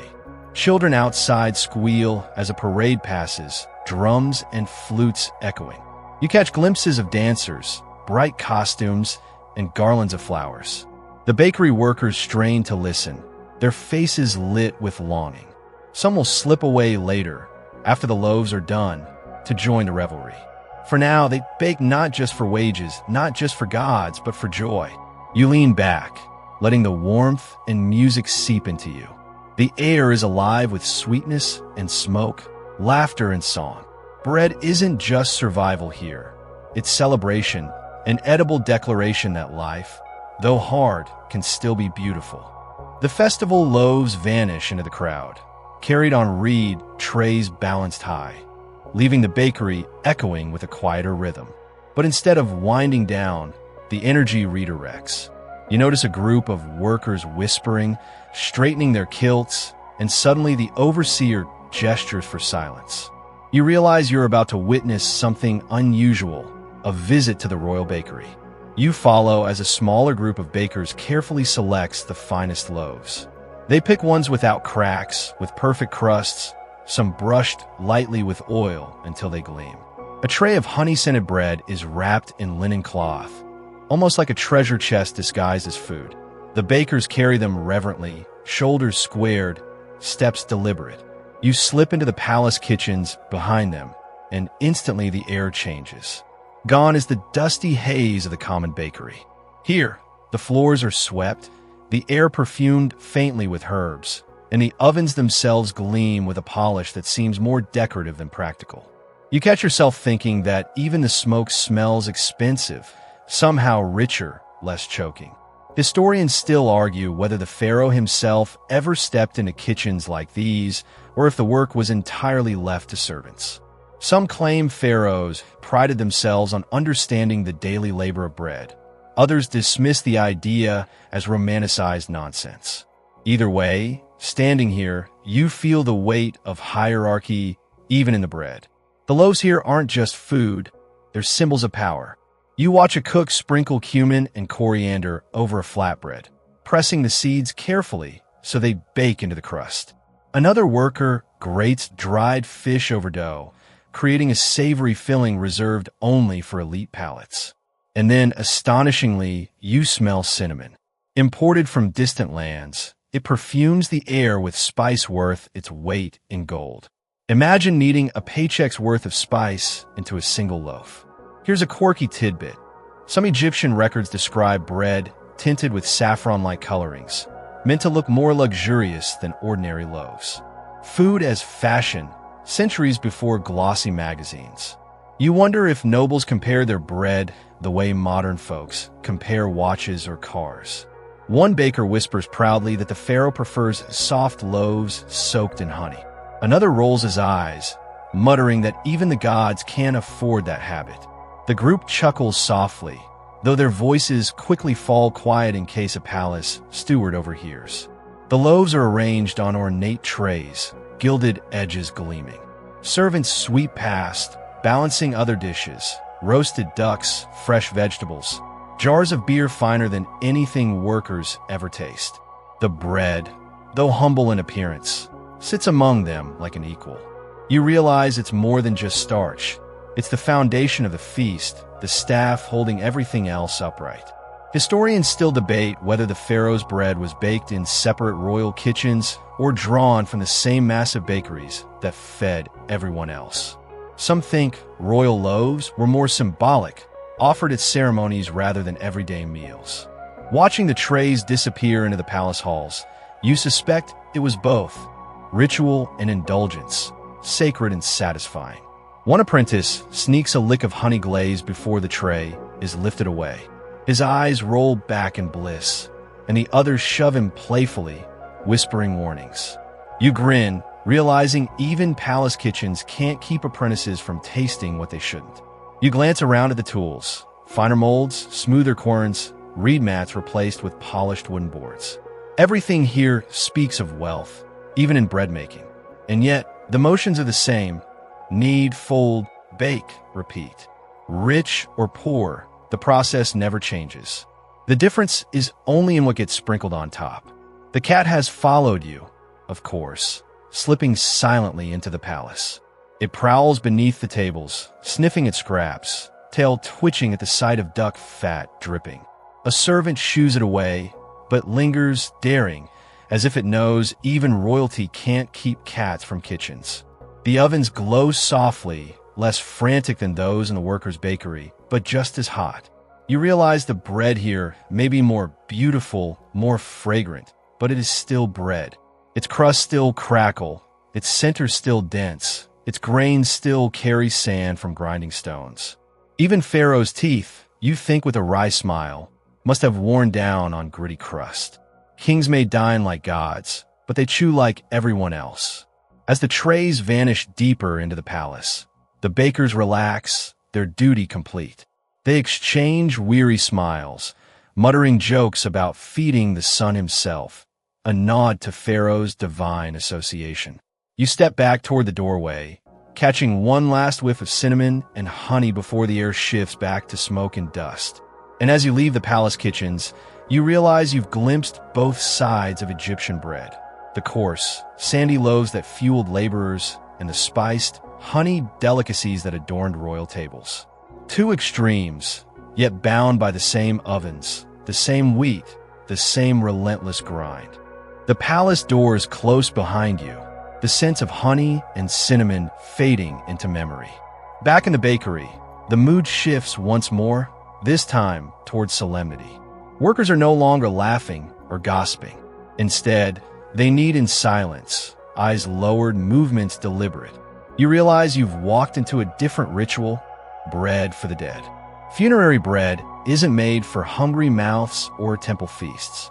It's shaped for eternity, meant to accompany the departed into the afterlife.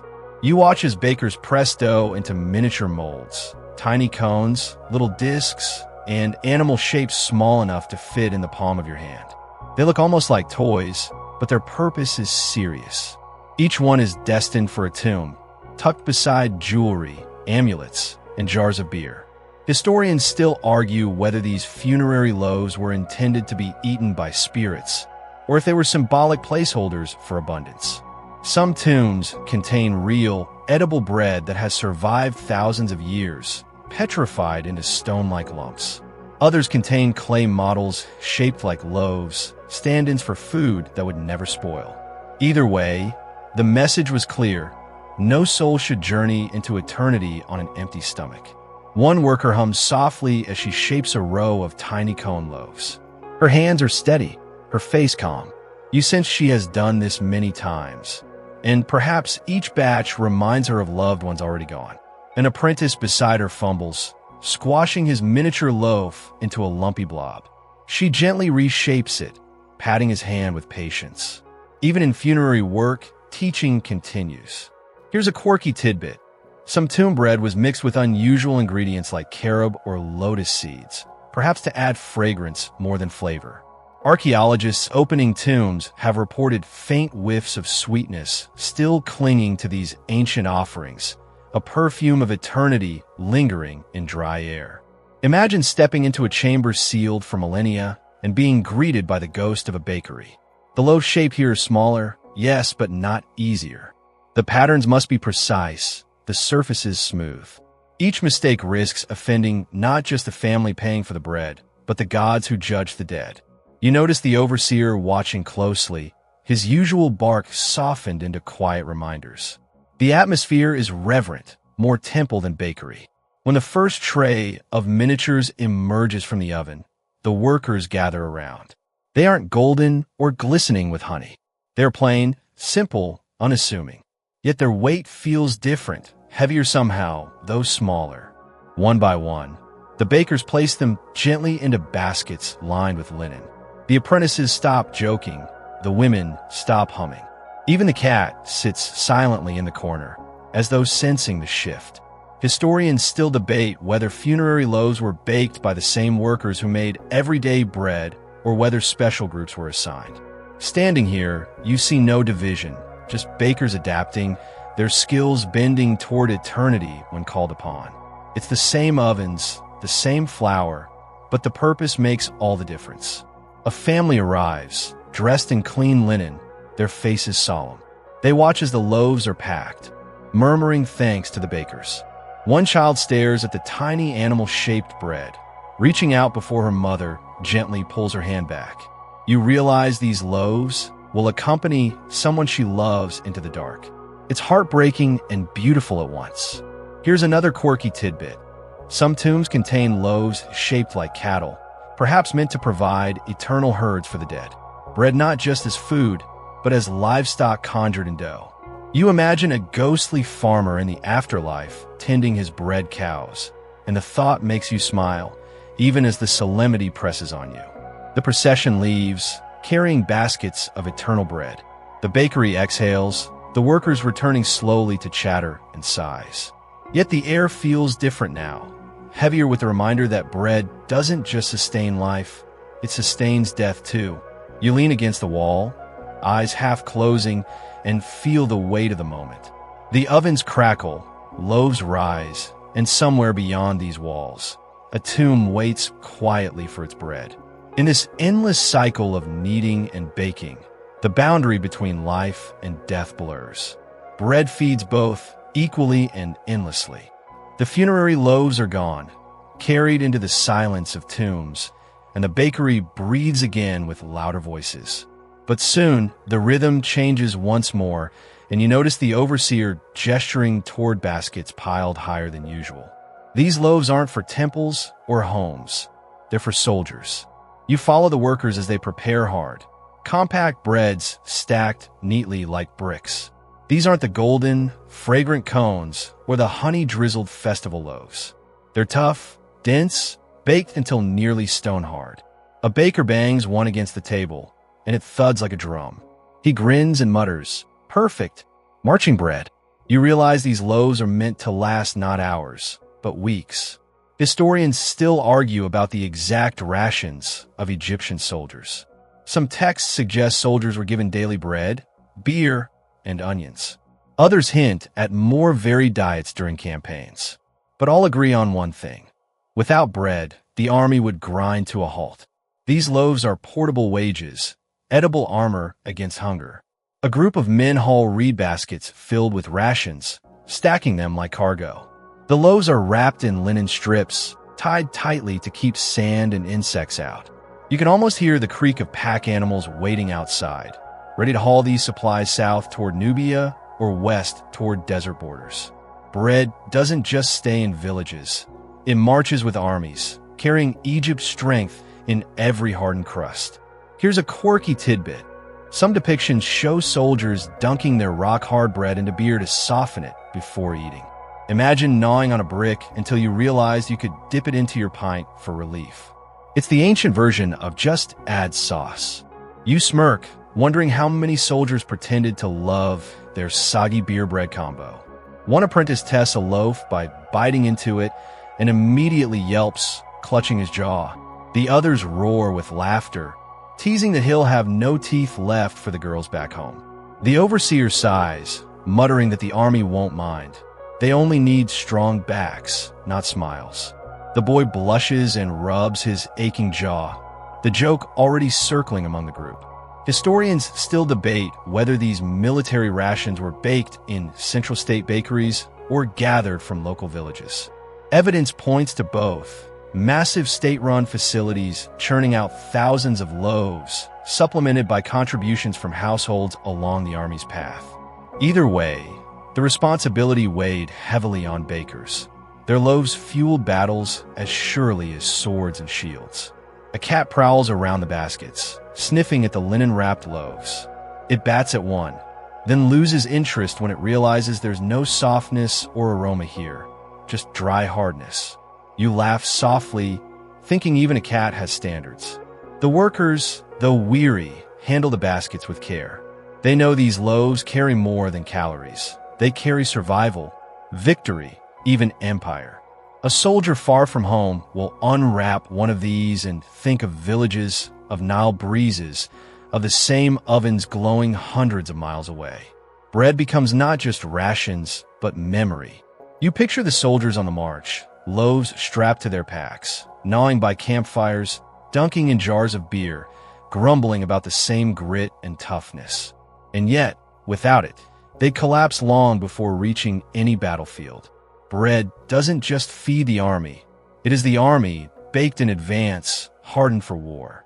As the last baskets are hauled out, you feel the bakery exhale again. The workers stretch their backs, muttering relief that the soldiers are fed for another campaign. They return to softer loaves, sweeter smells, lighter chatter. But the thought lingers.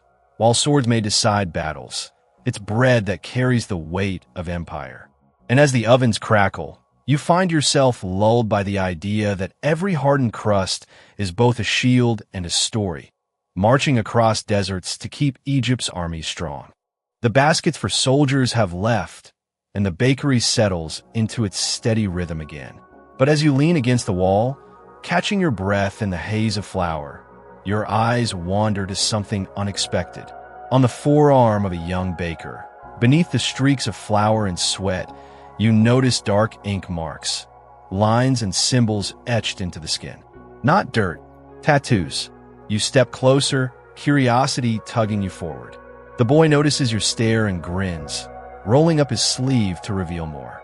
The design is simple, rows of dots, a spiral, what might be a stalk of barley. Another worker lifts his kilt slightly, laughing as he shows off a mark on his thigh, a tiny loaf-shaped tattoo, crudely inked but unmistakable. The others chuckle, each one tugging at cloth to reveal their own designs. Suddenly, the bakery feels less like a workplace and more like a hidden gallery of skin art. Historians still argue about the role of tattoos in ancient Egypt. Some think they marked religious devotion, others that they were talismans of protection. But standing here, watching bakers laugh and compare designs, you sense another possibility: tattoos as badges of their trade. A silent way to say, I am a baker. This is who I am. One man boasts about his ink, claiming it wards off burns from the ovens. Another insists his spiral pattern brings good luck with the scales during grain bargaining. You can't tell if they believe it or if it's just another form of worker banter. But either way, the pride is clear. These marks aren't shame, they're identity. Here's a quirky tidbit. Some mummy remains show tattoos of protective symbols, eyes, animals, or abstract patterns placed on arms and legs. Scholars debate whether they marked healers, dancers, or specific professions. Imagine being buried with your resume written on your skin.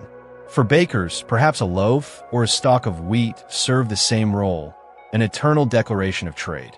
The apprentices, too young for tattoos, watch enviously. One boy sketches designs into flour dust with his finger. A little cat, a loaf, a star. His friend teases that he'll never survive the needle, and the boy scowls, promising he'll prove him wrong as soon as he's old enough. Their laughter ripples through the room, a moment of lightness amid the grind. The overseer, surprisingly, doesn't scold them. Instead, he lifts his own sleeve, revealing faint lines faded with age. His tattoo is barely visible now, blurred by years of sun and flour, but the workers cheer at the sight. Even the sternest man in the room once marked himself with pride in his craft. Historians still debate whether tattoos in Egypt were frowned upon by elites or embraced across all classes. Some argue they were mostly for women, linked to fertility rituals. Others believe certain trades, like bakers or brewers, carried their own ink traditions. Here, you see no shame, no secrecy, just laughter, pride, and the quiet bond of shared marks. A cat wins between the workers' legs, and one baker jokes about tattooing a fish on the animal to make it more useful. The others laugh, and someone quickly sketches the image in flour, a fish with whiskers and a smug grin. You can't help but chuckle. It's the kind of workplace humor that would fit as easily in a modern break room as in a 3,000-year-old bakery. The smell of bread still fills the air, but your focus lingers on the inked arms and legs, the way workers carry their marks with casual pride. These tattoos aren't flashy. They're small, simple, practical like the loaves themselves. But in them you see identity, community, maybe even rebellion. You lean back, letting the laughter wash over you, imagining how many bakers across centuries carried their trade not just in flour-dusted hands, but in ink beneath their skin. And in that moment, you understand. The bread may be eaten, the ovens may crumble, but the mark of a baker endures, etched into flesh, baked into memory. The laughter over tattoos fades, replaced by quieter murmurs as workers return to their benches. The air smells faintly different now, less of smoke and yeast, more of herbs steeping. You follow the scent to a corner where an older woman kneels beside a reed basket, carefully crushing a loaf with the flat of a pestle. She isn't preparing it for the oven. She's turning it into medicine. The crushed bread mixes with water until it becomes a sticky paste. She spreads it across a strip of linen, folds it gently, and hands it to a young man with a cut across his hand. He presses it against his wound, wincing at first, then sighing with relief. You blink. Bread as bandage. Historians still argue about the medicinal role of bread. Some ancient medical papyri prescribe it for stomach ailments, burns, even fevers. Was it the yeast, the herbs sometimes added, or just the soothing texture? Perhaps all three. The Egyptians didn't separate medicine and food the way we do. Bread was nourishment, cure, and ritual, kneaded into every part of life. Nearby, another worker stirs crumbled bread into a bowl with milk and honey. She insists it will ease a child's upset stomach. A boy watches nervously, clearly unconvinced, but the sweet smell of honey eventually wins him over. He sips, grimaces at the grit, then nods shyly as his mother pats his back. You realize that bread wasn't just medicine for the body. It was comfort, reassurance, a parent's attempt to soothe. Here's a quirky tidbit. One papyrus describes loaves mixed with garlic and coriander, given to fight parasites. Another suggests bread soaked in beer to cure constipation. You imagine the faces of patients told to drink soggy beer bread stew and stifle a laugh. Practical or not, it shows the creative faith Egyptians placed in their staple. An apprentice nearby complains of tooth pain, gnawing his jaw dramatically. An older baker teases that he should eat less bread if he wants to keep his teeth. The group laughs, though the boy scowls. Someone offers him a poultice of bread and herbs, tied to his cheek with linen strips. He looks ridiculous, but the others insist it will help. Whether it's medicine or just a way to quiet his whining, you can't quite tell. Historians still debate whether bread's healing role was symbolic or truly effective. Honey, after all, has antibacterial properties. Garlic can fight infections. Even the warmth of a poultice might ease pain. But sometimes you suspect the cure was more psychological. Faith in bread's power as the foundation of life itself. The overseer strolls by, shaking his head at the scene. Soon we'll be physicians instead of bakers, he mutters, though you sense pride beneath his grumbling. Even he knows that bread's reach goes beyond stomachs. A cat curls near the herb basket, batting lazily at stray crumbs. One woman jokes that even the cat will live forever if fed bread and honey. The workers laugh, though someone mutters that cats already live 9 lives without medicine. You smile at the thought of feline immortality fueled by scraps. The ovens still crackle, loaves still rise, but you realize the bakery is more than a place of labor. It's a pharmacy, a hospital, a temple of remedies. Bread here heals wounds, soothes bellies, quiets fears. In every crumble and poultice, you see the Egyptians' faith that their daily staple could cure as much as it sustained. You lean back, watching the boy with the bread poultice tied to his cheek. He looks silly, but he's smiling now, laughing with his friends despite his pain. Perhaps that's the truest medicine. Bread as excuse for care, for shared laughter, for the comfort of knowing someone took the time to knead health into dough. And as the ovens hum and the scent of herbs mingles with smoke, you drift deeper into the rhythm, lulled by the idea that even in illness, bread was never just food. It was hope. The medicinal loaves are tucked away, and the bakery hums again with its usual rhythm. Yet in one dim corner, you notice something that feels different. A small reed basket sits half-hidden beneath a pile of sacks. Inside, instead of flour, you glimpse charms, tiny carved amulets of faience, little figures of gods, and even a few scraps of linen with symbols drawn in ink. The bakers guard them quietly, glancing over shoulders before touching the objects. You realize you've stumbled upon another layer of their world, the bakery's own household gods. One woman picks up a tiny amulet shaped like Bess, the squat, cheerful deity with a lion's mane beard. She kisses it quickly and tucks it into a jar of flour before kneading her dough. A man nearby mutters a short prayer to Tarit, the hippo goddess of protection, as he sets his loaves near the oven. The atmosphere is hushed, almost reverent, though the actions are casual, woven seamlessly into the work. Historians still argue whether these charms were part of official state religion or private household practices. Some believe workers secretly honored their own protective gods in workplaces, while temples focused on grand deities like Ra and Osiris. Watching the bakers here, you feel certain both worlds coexisted. Rituals for the pharaoh outside, quiet amulets for the people inside. Here's a quirky tidbit. Some bakeries have been excavated with tiny clay figures buried beneath the floor, as if placed there to protect the ovens. Archaeologists debate whether these were offerings to hearth spirits or simply discarded toys of children.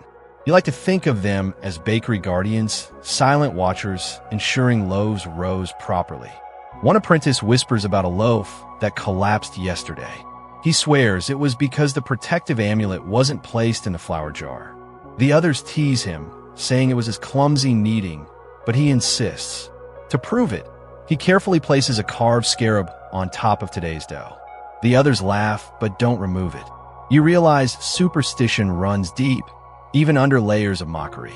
The overseer passes by, pretending not to notice the charms.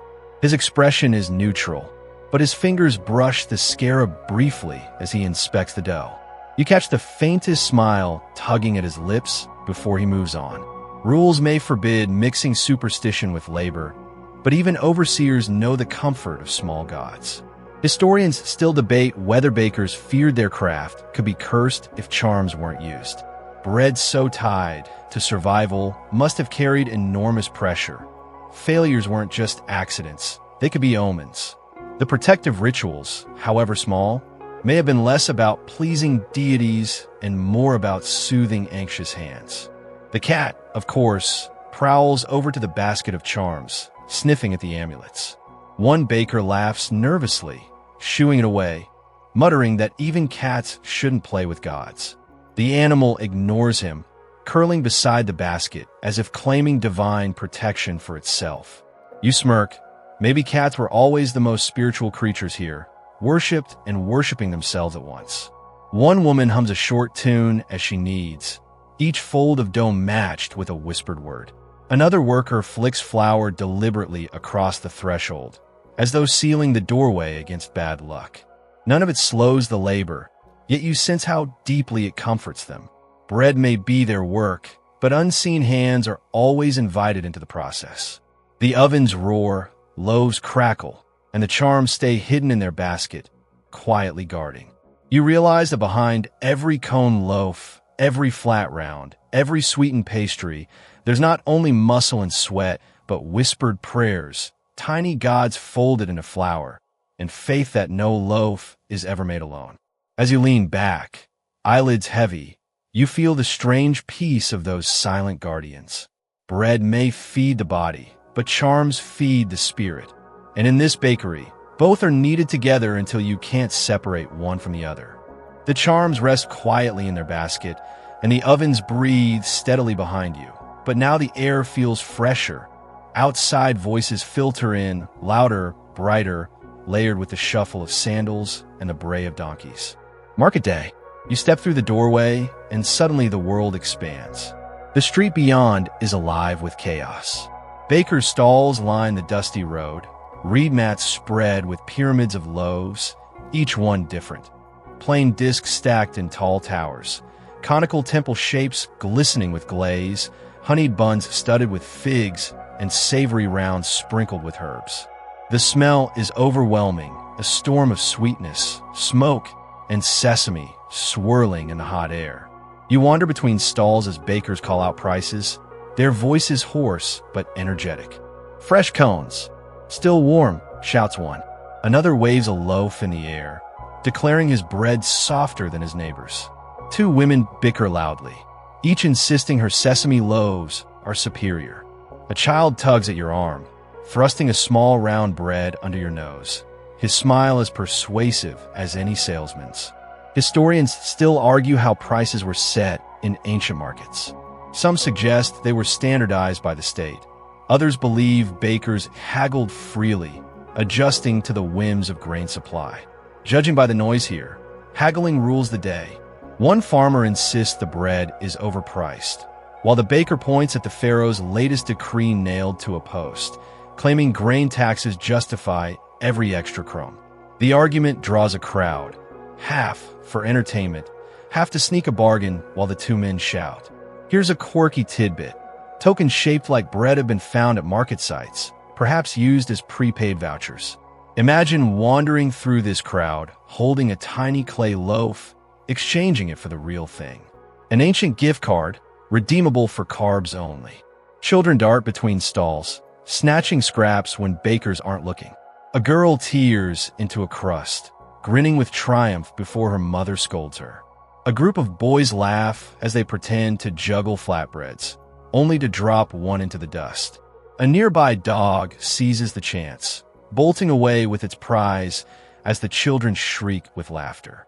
You overhear gossip layered into the market noise.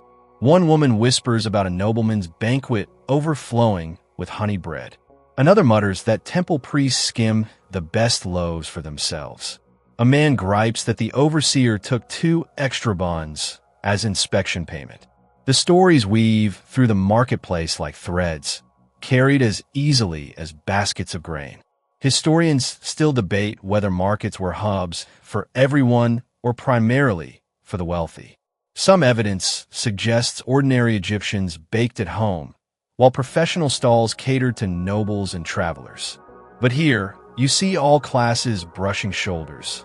Workers buying rough barley loaves, priests selecting decorated cones, children begging for fig-stuffed rolls. The market is Egypt in miniature, bound together by bread. The noise swells as a woman drops her basket, loaves rolling across the street. Children scramble to snatch them, while adults laugh and scold. She sighs, brushing dust from one loaf before selling it anyway. "Sand is seasoning," she mutters, earning chuckles. You grin. Apparently grit was so common in bread that no one bothered to hide it. A cat leaps onto a stall, batting its sesame loaves. The baker waves a paddle furiously, shouting at the thief while the crowd laughs. The cat, smug as ever, slinks off with a stolen crust, tail high. You're starting to suspect cats run half the Egyptian economy. The heat builds as the sun climbs, dust swirling in golden shafts of light. The marketplace buzzes with constant motion, bargaining, laughter, complaints, songs. Loaves pass from hand to hand, from stall to basket, from baker to buyer. You realize that bread doesn't just fill stomachs here. It drives commerce, gossip, even entertainment. As you step back toward the bakery, the noise lingers in your ears, the smell clings to your clothes, and your stomach growls with longing. Market day may be chaos, but it's also abundance, a living reminder that in Egypt, civilization itself rises and falls on loaves. The clamor of the marketplace fades as you step back into the dim warmth of the bakery. Inside, the atmosphere feels heavier, more subdued. The sun has already begun its climb, but the bakers aren't celebrating because their workday began long before the first light touched the Nile. You watch them slump against benches, shoulders drooping, eyes half-lidded. This is the toll of the night shift. They rise when the world is still asleep, trudging through the quiet streets by moonlight, guided only by the distant glow of ovens that never truly go out. You imagine the sound of sandals scuffing stone, the hush of river water in the dark, the groan of gates opening to admit them. By the time roosters crow, they've already ground flour, kneaded dough, and stoked fires. The day is half-lived before it begins. One apprentice yawns, so wide he nearly drops his basket of grain. Another mutters that he's forgotten what morning feels like. His whole life is measured in embers and shadows. The older bakers chuckle knowingly, though their laughter is edged with fatigue. You realize this schedule carves itself into the body. These men and women are creatures of smoke and dawn, their sleep stolen in fragments, never whole. Historians still argue about whether bakers worked in shifts or endured endless nights without relief. Evidence suggests state bakeries may have rotated crews, but small village ovens likely demanded the same hands every day. Either way, exhaustion was constant. Bread doesn't wait for the sun. It must be ready when the people rise. Here's a quirky tidbit. Some graffiti in Deir el Medina suggests workers mocked each other for sleeping on the job, sketching crude cartoons of snoring men beside ovens. Imagine carving cotton napping into a wall just to tease your coworker for centuries to come. You smile at the thought, sleep deprivation humor, as old as bread itself. A young woman rubs her temples, eyes red from flour dust and lack of rest. She leans against the wall for just a moment, then jerks awake, realizing the overseer is watching. He says nothing this time, only sighs, as though even he remembers when his arms once shook with the same exhaustion.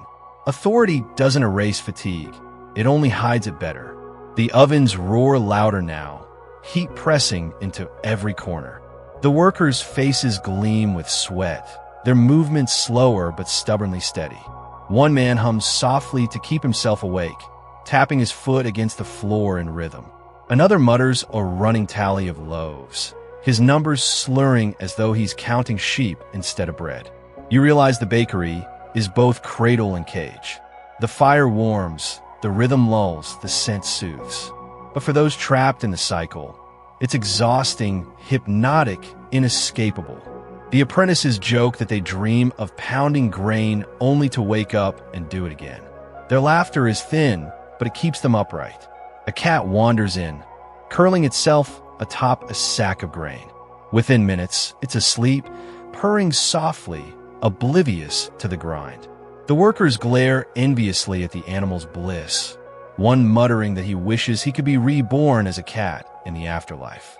The others agree instantly, nodding like it's the smartest theology they've ever heard.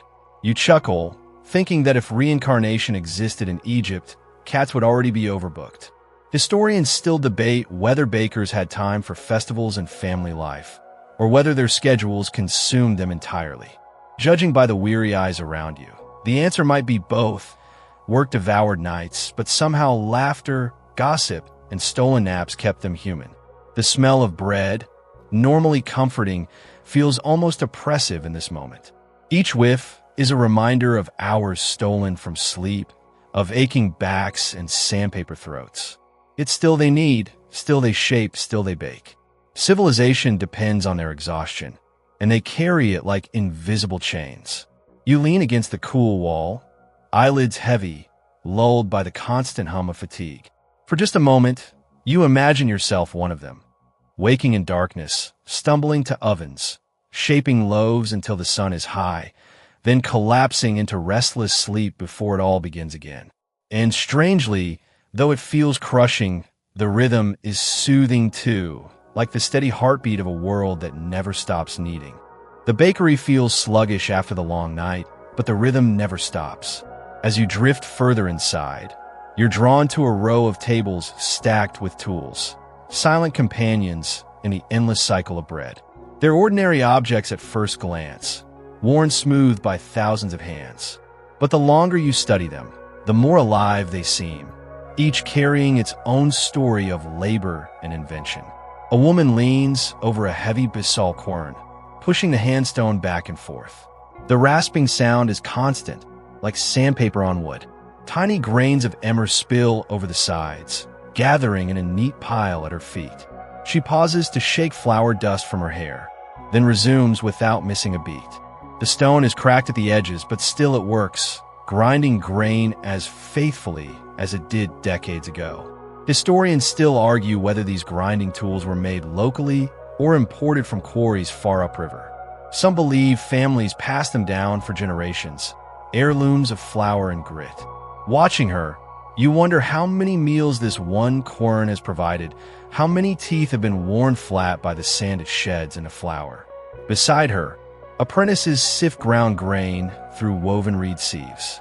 They shake the trays rhythmically, fine flour raining down like pale snow, husks left behind.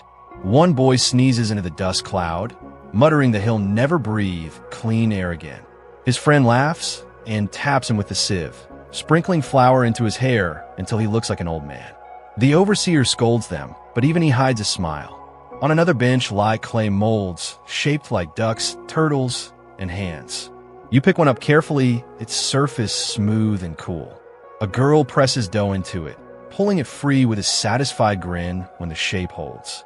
She sits on a tray, proud of her little duck loaf. You realize that even tools meant for efficiency carried whimsy here. Each mold a chance to make bread both nourishment and art. Here's a quirky tidbit. Archaeologists have found molds carved with hieroglyphs, stamping bread with signs like life or prosperity. Imagine biting into a loaf only to see a word burned into the crust. Was it branding? Blessing? Or just an early attempt at food advertising? Historians still debate the answer. The long wooden paddles are the most impressive. Their handles are worn smooth by countless grips, their edges blackened from oven fire. A foreman demonstrates, sliding a paddle under loaves deep inside the oven's glowing mouth.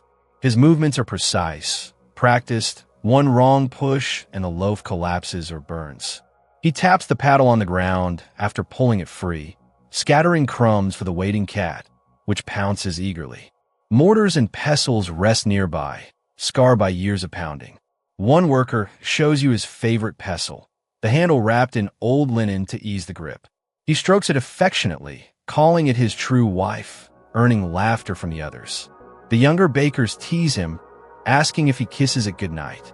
He grins and replies, more faithful than a donkey. Historians still debate whether bakers crafted their own tools or received them from state workshops. The variety here suggests both, some rough and patched, others polished and fine. Tools weren't just instruments. They were extensions of the baker's body, shaping every loaf with silent loyalty. You notice even simple reed baskets carry weight. They're woven tightly, lined with linen, used to hold flour, dough, or finished loaves. One basket, patched with scraps of papyrus, has clearly survived far beyond its prime. Yet the workers cling to it, muttering that it still carries loaves better than any new one. Tools like people age but endure. The cat sprawls lazily among the baskets, batting at a broken sieve. An apprentice laughs, saying the animal is training to be a baker. Another replies the cat already works harder than some of the boys. The overseer glares, but the laughter lingers, echoing warmly among the tools. As you walk along the benches, you realize these objects, chipped and worn, are more than equipment. They're the unsung backbone of Egypt's bread. Without querns, no flour. Without sieves, no smooth dough. Without paddles, no golden crusts. The workers may come and go, but the tools remain, carrying the memory of every loaf they've ever touched. You lean against a paddle, feeling the smoothness of its handle, the faint vibration of the ovens behind you. The hum of the bakery, the scrape of stone, the creak of wood, it all blends into a steady lullaby. And you realize that even in the clatter and dust, the tools themselves sing quietly, holding the rhythm of bread for all time. The tools lie scattered in their quiet dignity, but the focus shifts now to the people learning how to wield them. In the far corner, a boy hunches over a lump of dough, his brow furrowed with desperate concentration. He presses too softly, then too hard, and the lump collapses into a sticky mess. His peers snicker, whispering jokes about mud pies and hippopotamus loaves. You realize you're watching an apprentice's trial by flour. The older bakers watch with a mix of amusement and patience. One woman folds her arms, shaking her head fondly. "You knead like you're afraid of bread," she tells him, and the boy flushes crimson. He tries again, slamming his fists into the dough so hard it splatters onto the table. The others laugh louder. Even the overseer smirks before muttering, "Better to bruise the dough than your pride." Historians still argue about how apprenticeships worked in Egypt. Were boys and girls formally bound to a trade, or did they simply grow up beside ovens until the skills sank into their bones? Tomb inscriptions mention bakers by name, suggesting lineages of trade, but no clear manual survives. What you see here, though, is obvious. Apprenticeship is equal parts practice, mockery, and survival of stubborn spirits. The boy's rival, slightly older, slightly cockier, steps up and demonstrates the proper rhythm. Press, fold, stretch, repeat. He exaggerates each motion, grinning smugly as the dough holds its shape. The apprentices cheer him on, though the foreman rolls his eyes, unimpressed. You smirk. It's the eternal dance of workplaces everywhere. One struggling, another boasting, the rest enjoying the show. Here's a quirky tidbit. Some ostraca scribbled by apprentices include doodles of bread loaves beside hieroglyphs for practice. Imagine a kid centuries ago, doodling loaves in the margin of his homework, wishing he were anywhere but grinding flour. Historians still debate whether these doodles were earnest exercises or bored graffiti. Maybe both. The boy tries again, this time following the rival's rhythm. His dough holds longer before sagging, and though the shape is still lopsided, it looks less like swamp mud. The group claps, some sincerely, others mockingly. The boy beams, anyway. Small victories count in flour-covered lives. The overseer steps forward, grabbing a piece of dough himself. He demonstrates, slowly, exaggerating his movements for the apprentices to copy. His hands are scarred and rough, but precise, folding the dough with fluid grace. Even the cocky rival falls silent, eyes wide. For a moment, you glimpse the overseer not as a gruff taskmaster, but as a craftsman passing down secrets he's honed for decades. A woman adds her own lesson, showing how to shape a flat round by pressing her palms evenly, then scoring lines with a reed. The apprentices imitate her, some succeeding, others producing lopsided shapes. Laughter ripples through the room again, but softer this time, more encouraging than cruel. The bakery, it seems, has its own way of teaching, ridicule and praise, balanced like scales. Historians still debate whether apprentices were formally compensated or simply fed from bakery scraps. You watch as one boy sneaks a crust from a cooling tray, stuffing it in his mouth while the others pretend not to notice. Payment, it seems, comes in loaves both official and stolen. The cat joins the lesson, batting at a lump of discarded dough on the floor. The apprentices laugh, declaring it the best loaf of the day. One boy jokes that the cat should be promoted above the clumsy apprentice, earning roars of laughter. The overseer sighs, but the corners of his mouth twitch upward. By the end of the morning, the boy's loaves are still far from perfect, but he stands taller, flour streaking his arms like war paint. His peers tease him gently, but there's respect now. He survived the first round of ridicule and kept kneading. And in this bakery, survival is the first step to mastery. You lean against the wall, smiling faintly. The ovens roar, the apprentices chatter, and you sense the timelessness of it all. Every generation, somewhere, a nervous young baker ruins a loaf, gets teased, learns to laugh, and tries again.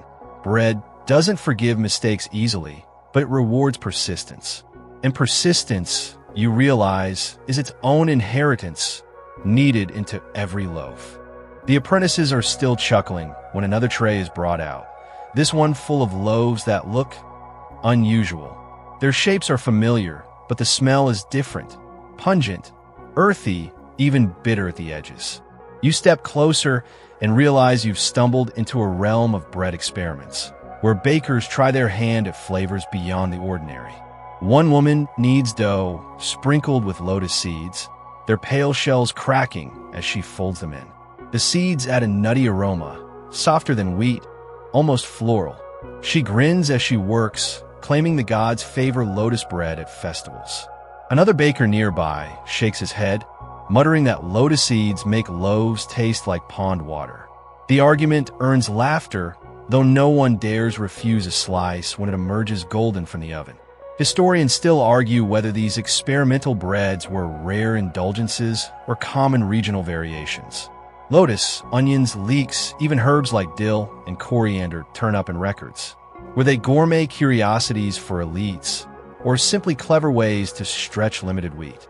Watching the bakers tease and argue, you suspect the answer is both. Egyptians loved variety when they could afford it, but survival always came first. Here's a quirky tidbit.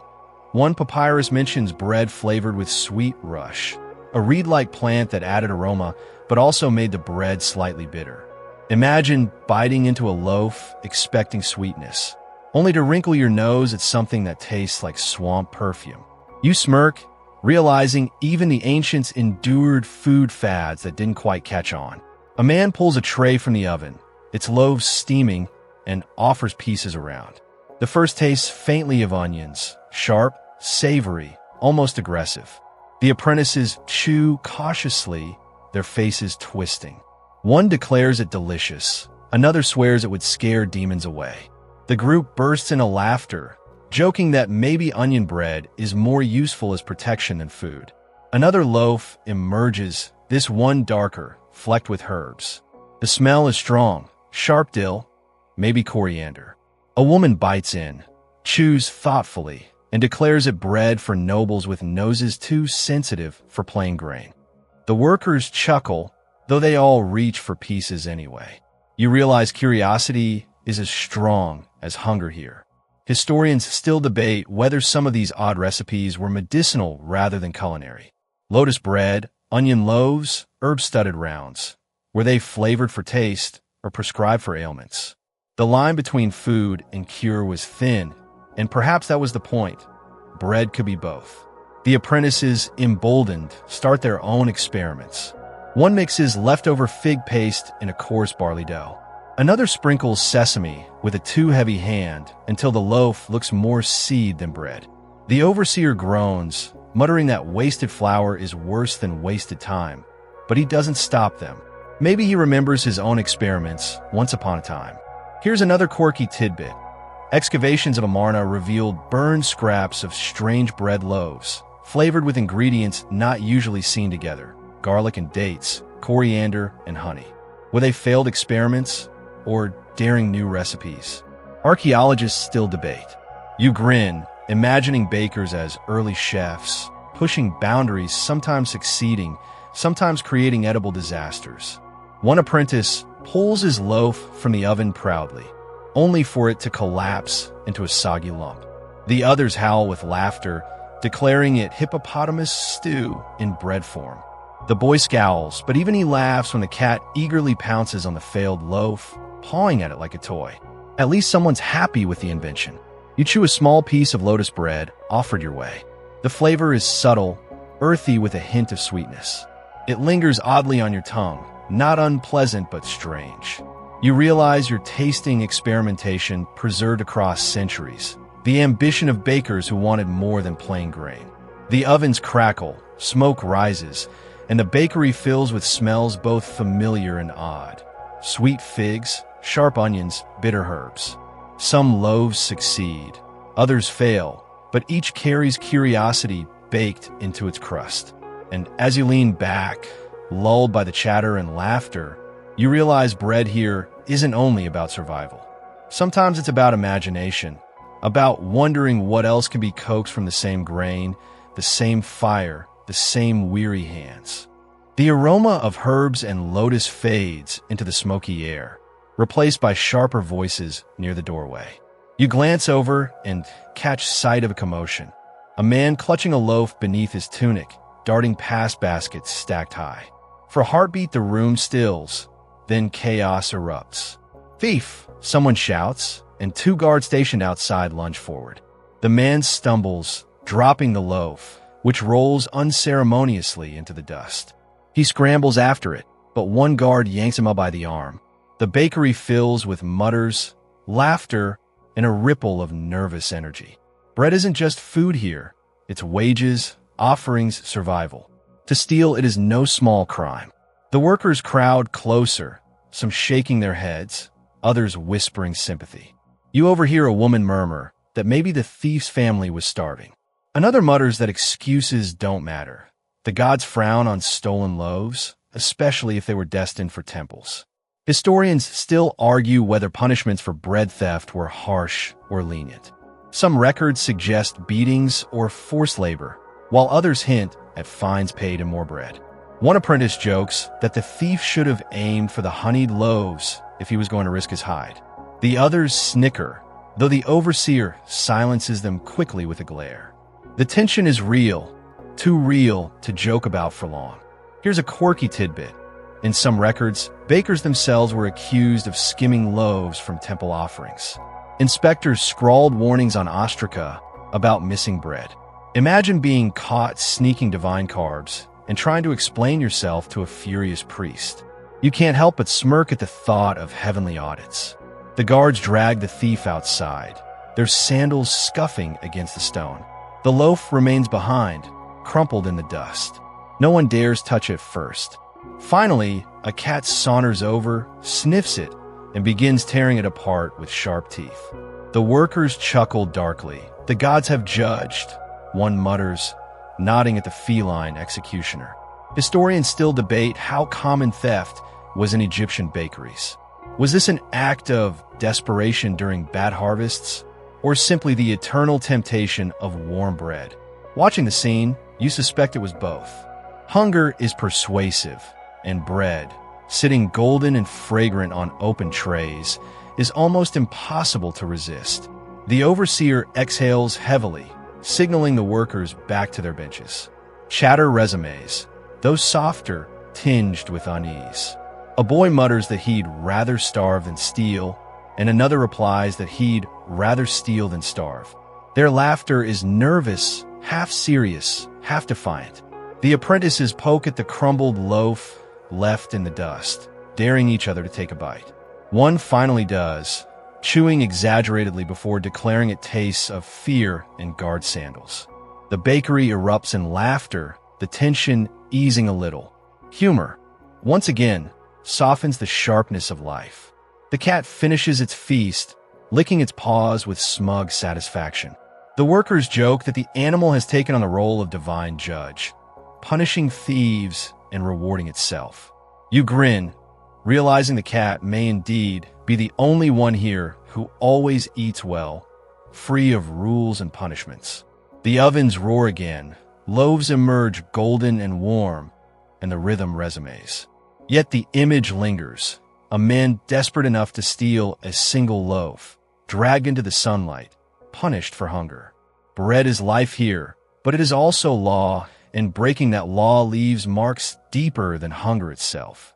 You lean back, eyelids heavy, and let the lesson sink in. Bread feeds, heals, and comforts, but it also divides, punishes, and tempts. In this bakery, it is both blessing and burden, always more than it seems. The echoes of the thief's capture still hang faintly in the smoky air, but soon the bakers return to their rhythm, kneading and shaping as though nothing happened. Yet even amid ordinary loaves, you hear murmurs of another kind. Stories told half in jest, half in reverence, about bakers whose reputations rose as high as their bread. You realize you're hearing legends, passed along like warm crusts, about the famous bakers of Egypt. One apprentice begins with a tale of Pharaoh's personal baker who, according to rumor, once made a loaf so light it floated briefly on the Nile before sinking. The workers roar with laughter at the absurdity, teasing that perhaps he just dropped it on a particularly buoyant patch of reeds. Still, the story lingers, bread as miracle, baker as magician. Another woman adds her favorite tale. A baker named Mena who supposedly invented a loaf that stayed soft for 3 days. A gift from the gods themselves, she says solemnly, before snickering and admitting it was probably just more honey than wheat. Historians still argue whether innovations like longer-lasting loaves were real or merely folklore.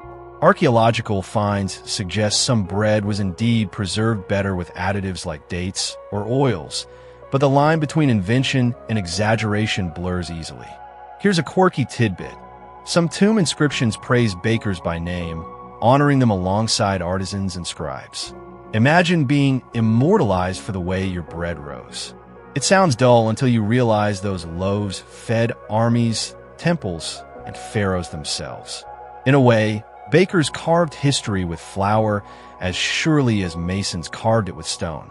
A man claims his grandfather once worked with a baker whose loaves were so delicious that even cats refused to steal them. They sat purring patiently, waiting to be given scraps. The apprentices howl with laughter at this, declaring it the surest sign of divine favor. One boy mutters that if cats liked his bread, he'd retire on the spot. Historians still debate whether these legends reflect real innovations or simply the human need to elevate ordinary labor with stories.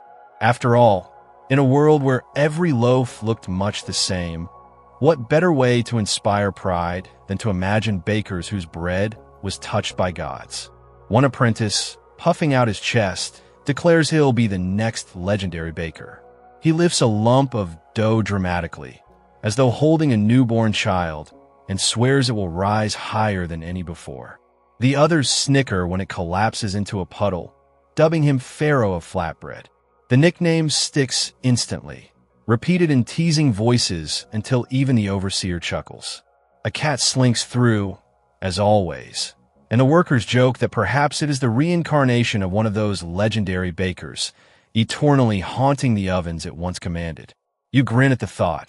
Maybe every flick of its tail is a reminder that bread and legacy both crumble but somehow endure. The stories keep flowing, each baker outdoing the last with tales of miraculous loaves, divine recipes whispered in dreams, and bread so fragrant that passers-by fainted from delight. You know most are exaggerations, but the joy in their telling is real. The legends lift weary shoulders, turning monotony into pride, giving bakers a sense that their trade is more than just sweat and grit. As the ovens roar and laughter echoes, you realize these tales are more than idle chatter. They're proof that bakers, like kings and priests, wanted to be remembered. And maybe, just maybe, their loaves, golden, fragrant, fleeting, were enough to carve their names into the memory of civilization. You lean back, eyelids heavy, smiling faintly at the absurdity of floating bread and cats with impeccable taste. Legends, after all, aren't about truth. They're about warmth, pride, and the stories that keep hands kneading long after muscles ache. The legends drift into quiet chuckles, and soon the bakery resumes its steady rhythm, grinding, kneading, baking, packing. Yet as you lean against the wall, something strikes you. This rhythm isn't confined to Egypt. The scent of bread, the shape of loaves, the rituals of baking, they ripple outward, carried by trade routes and travelers, echoing through centuries. You begin to sense the wider story, how Egyptian habits shaped worlds far beyond the Nile. Merchants once carried loaves aboard reed boats, sailing northward into the Mediterranean. Some say Greek traders first tasted Egyptian bread and marveled at its density, its staying power on long journeys. Historians still argue whether the Greeks adapted cone-shaped molds from Egypt or invented their own. What's certain is that they embraced bread eagerly, weaving it into their feasts and myths. Later, Romans expanded the craft. They built massive state bakeries, not unlike these, to feed their armies and cities.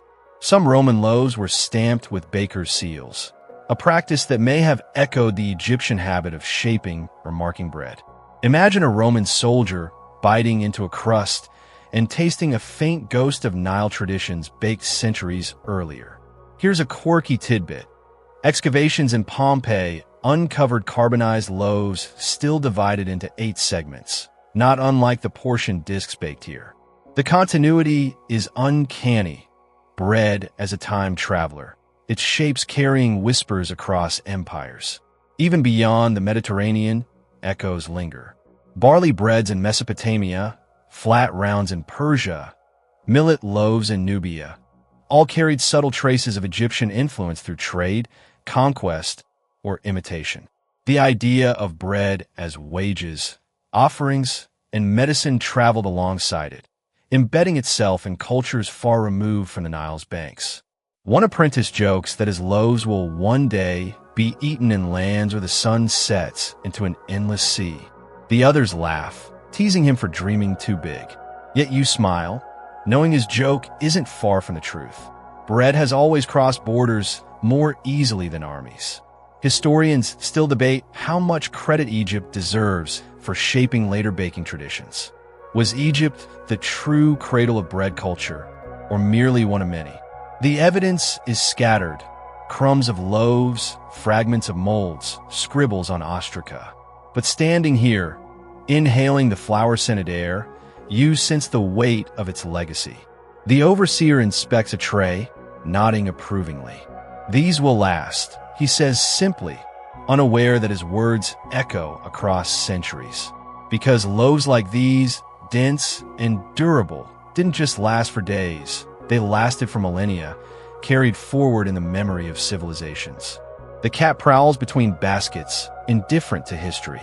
It licks crumbs from its whiskers, caring only for the present. Perhaps that's the truest wisdom of all. For the bakers, bread was about survival today, not echoes tomorrow. And yet, echoes came anyway. You lean back, eyelids heavy, listening to the hum of ovens and chatter of voices. For a moment, the walls dissolve, and you glimpse Greek symposiums, Roman forums, medieval bakeries, modern kitchens, all threaded together by the same rhythm of grinding grain and rising dough.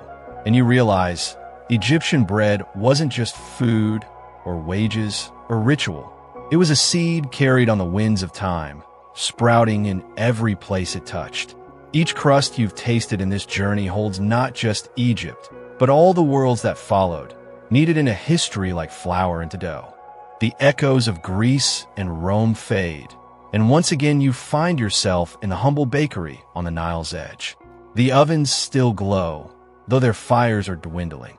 Loaves that seemed endless in the morning now sit in small, neat piles, cooling on reed mats. The chatter of bakers softens, voices lowering as fatigue settles in. It feels like the end of a very long day. You watch as one man rakes the last embers from the oven, his movements slow, deliberate, almost ceremonial. The orange glow fades to a gentle red, then to blackened ash. Another worker brushes flour from the benches, scattering it into the air like pale mist. The apprentices slump against the wall, eyes half closed, their laughter gone quiet. The bakery is exhaling, winding down. A woman gathers scraps of dough, pressing them into small rounds for her children waiting at home. She tucks them into a basket with a tenderness you haven't seen all day. Beside her, a boy yawns so wide his jaw pops. He curls up near the still warm oven, fast asleep before anyone can scold him. Even the overseer lets it pass. Fatigue is a rule stronger than any decree. Historians still argue whether bakers ever truly rested or if shifts began again before the embers cooled. Perhaps there was no pause, only a relay of weary bodies. But here, for this moment, you feel a hush, a stillness rare in a place built on endless repetition. Here's a quirky tidbit. In some bakeries, archaeologists found little clay whistles shaped like birds, likely children's toys left behind. Did bakers' children play in the corners while their parents worked, filling the silence with squeaks and laughter? Perhaps the end of a day, like this one, was softened by family voices blending with the crackle of dying fire. The cat stretches luxuriously on a pile of empty baskets, purring like the oven's last echo. It blinks slowly, as though declaring the shift finished, and curls into a ball. The bakers smile faintly, following its lead in spirit, if not in posture. One by one, workers collect their tools, pestles, paddles, baskets, stacking them neatly, ready for tomorrow's grind. The foreman surveys the room, his stern expression eased into something gentler. He nods once, satisfied, then steps into the twilight outside. The others drift after him, their sandals whispering against stone, leaving only ash and silence behind. You linger by the ovens, feeling their fading warmth against your skin. The scent of baked bread still hangs heavy in the air, but softer now, mellowed by smoke and exhaustion. It feels like a lullaby, coaxing you into stillness. Your eyelids lower, The bakery blurs, and in the quiet you hear the heartbeat of history, steady, gentle, carried in every crust and crumb. Bread has fueled gods, armies, families, festivals, funerals. And here, in the ashes of the fire, you sense its secret life has always been this: endless, humble, eternal. The ovens are dark now. The chatter has faded. What remains is only the soft hush of embers cooling into silence.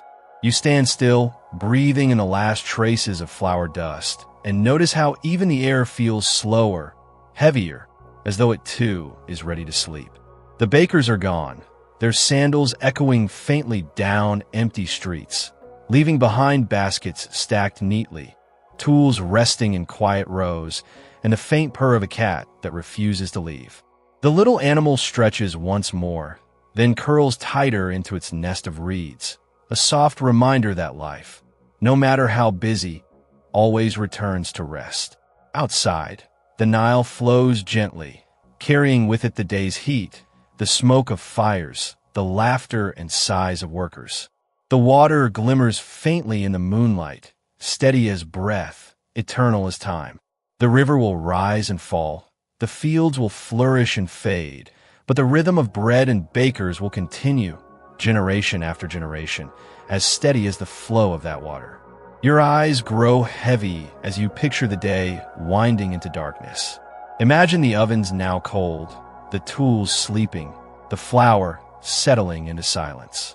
Imagine the bakers in their homes, lying down at last, children curl beside them, dreams rising like loaves in warm stillness. Let yourself drift with them. Let the warmth of the ovens soften into quiet comfort. Let the rhythm of kneading fade into the rhythm of your breath. The story has slowed, the fire has dimmed, and the day is done. Sleep now, gently, with the scent of bread still in the air. Tomorrow will rise again, but tonight, all is still.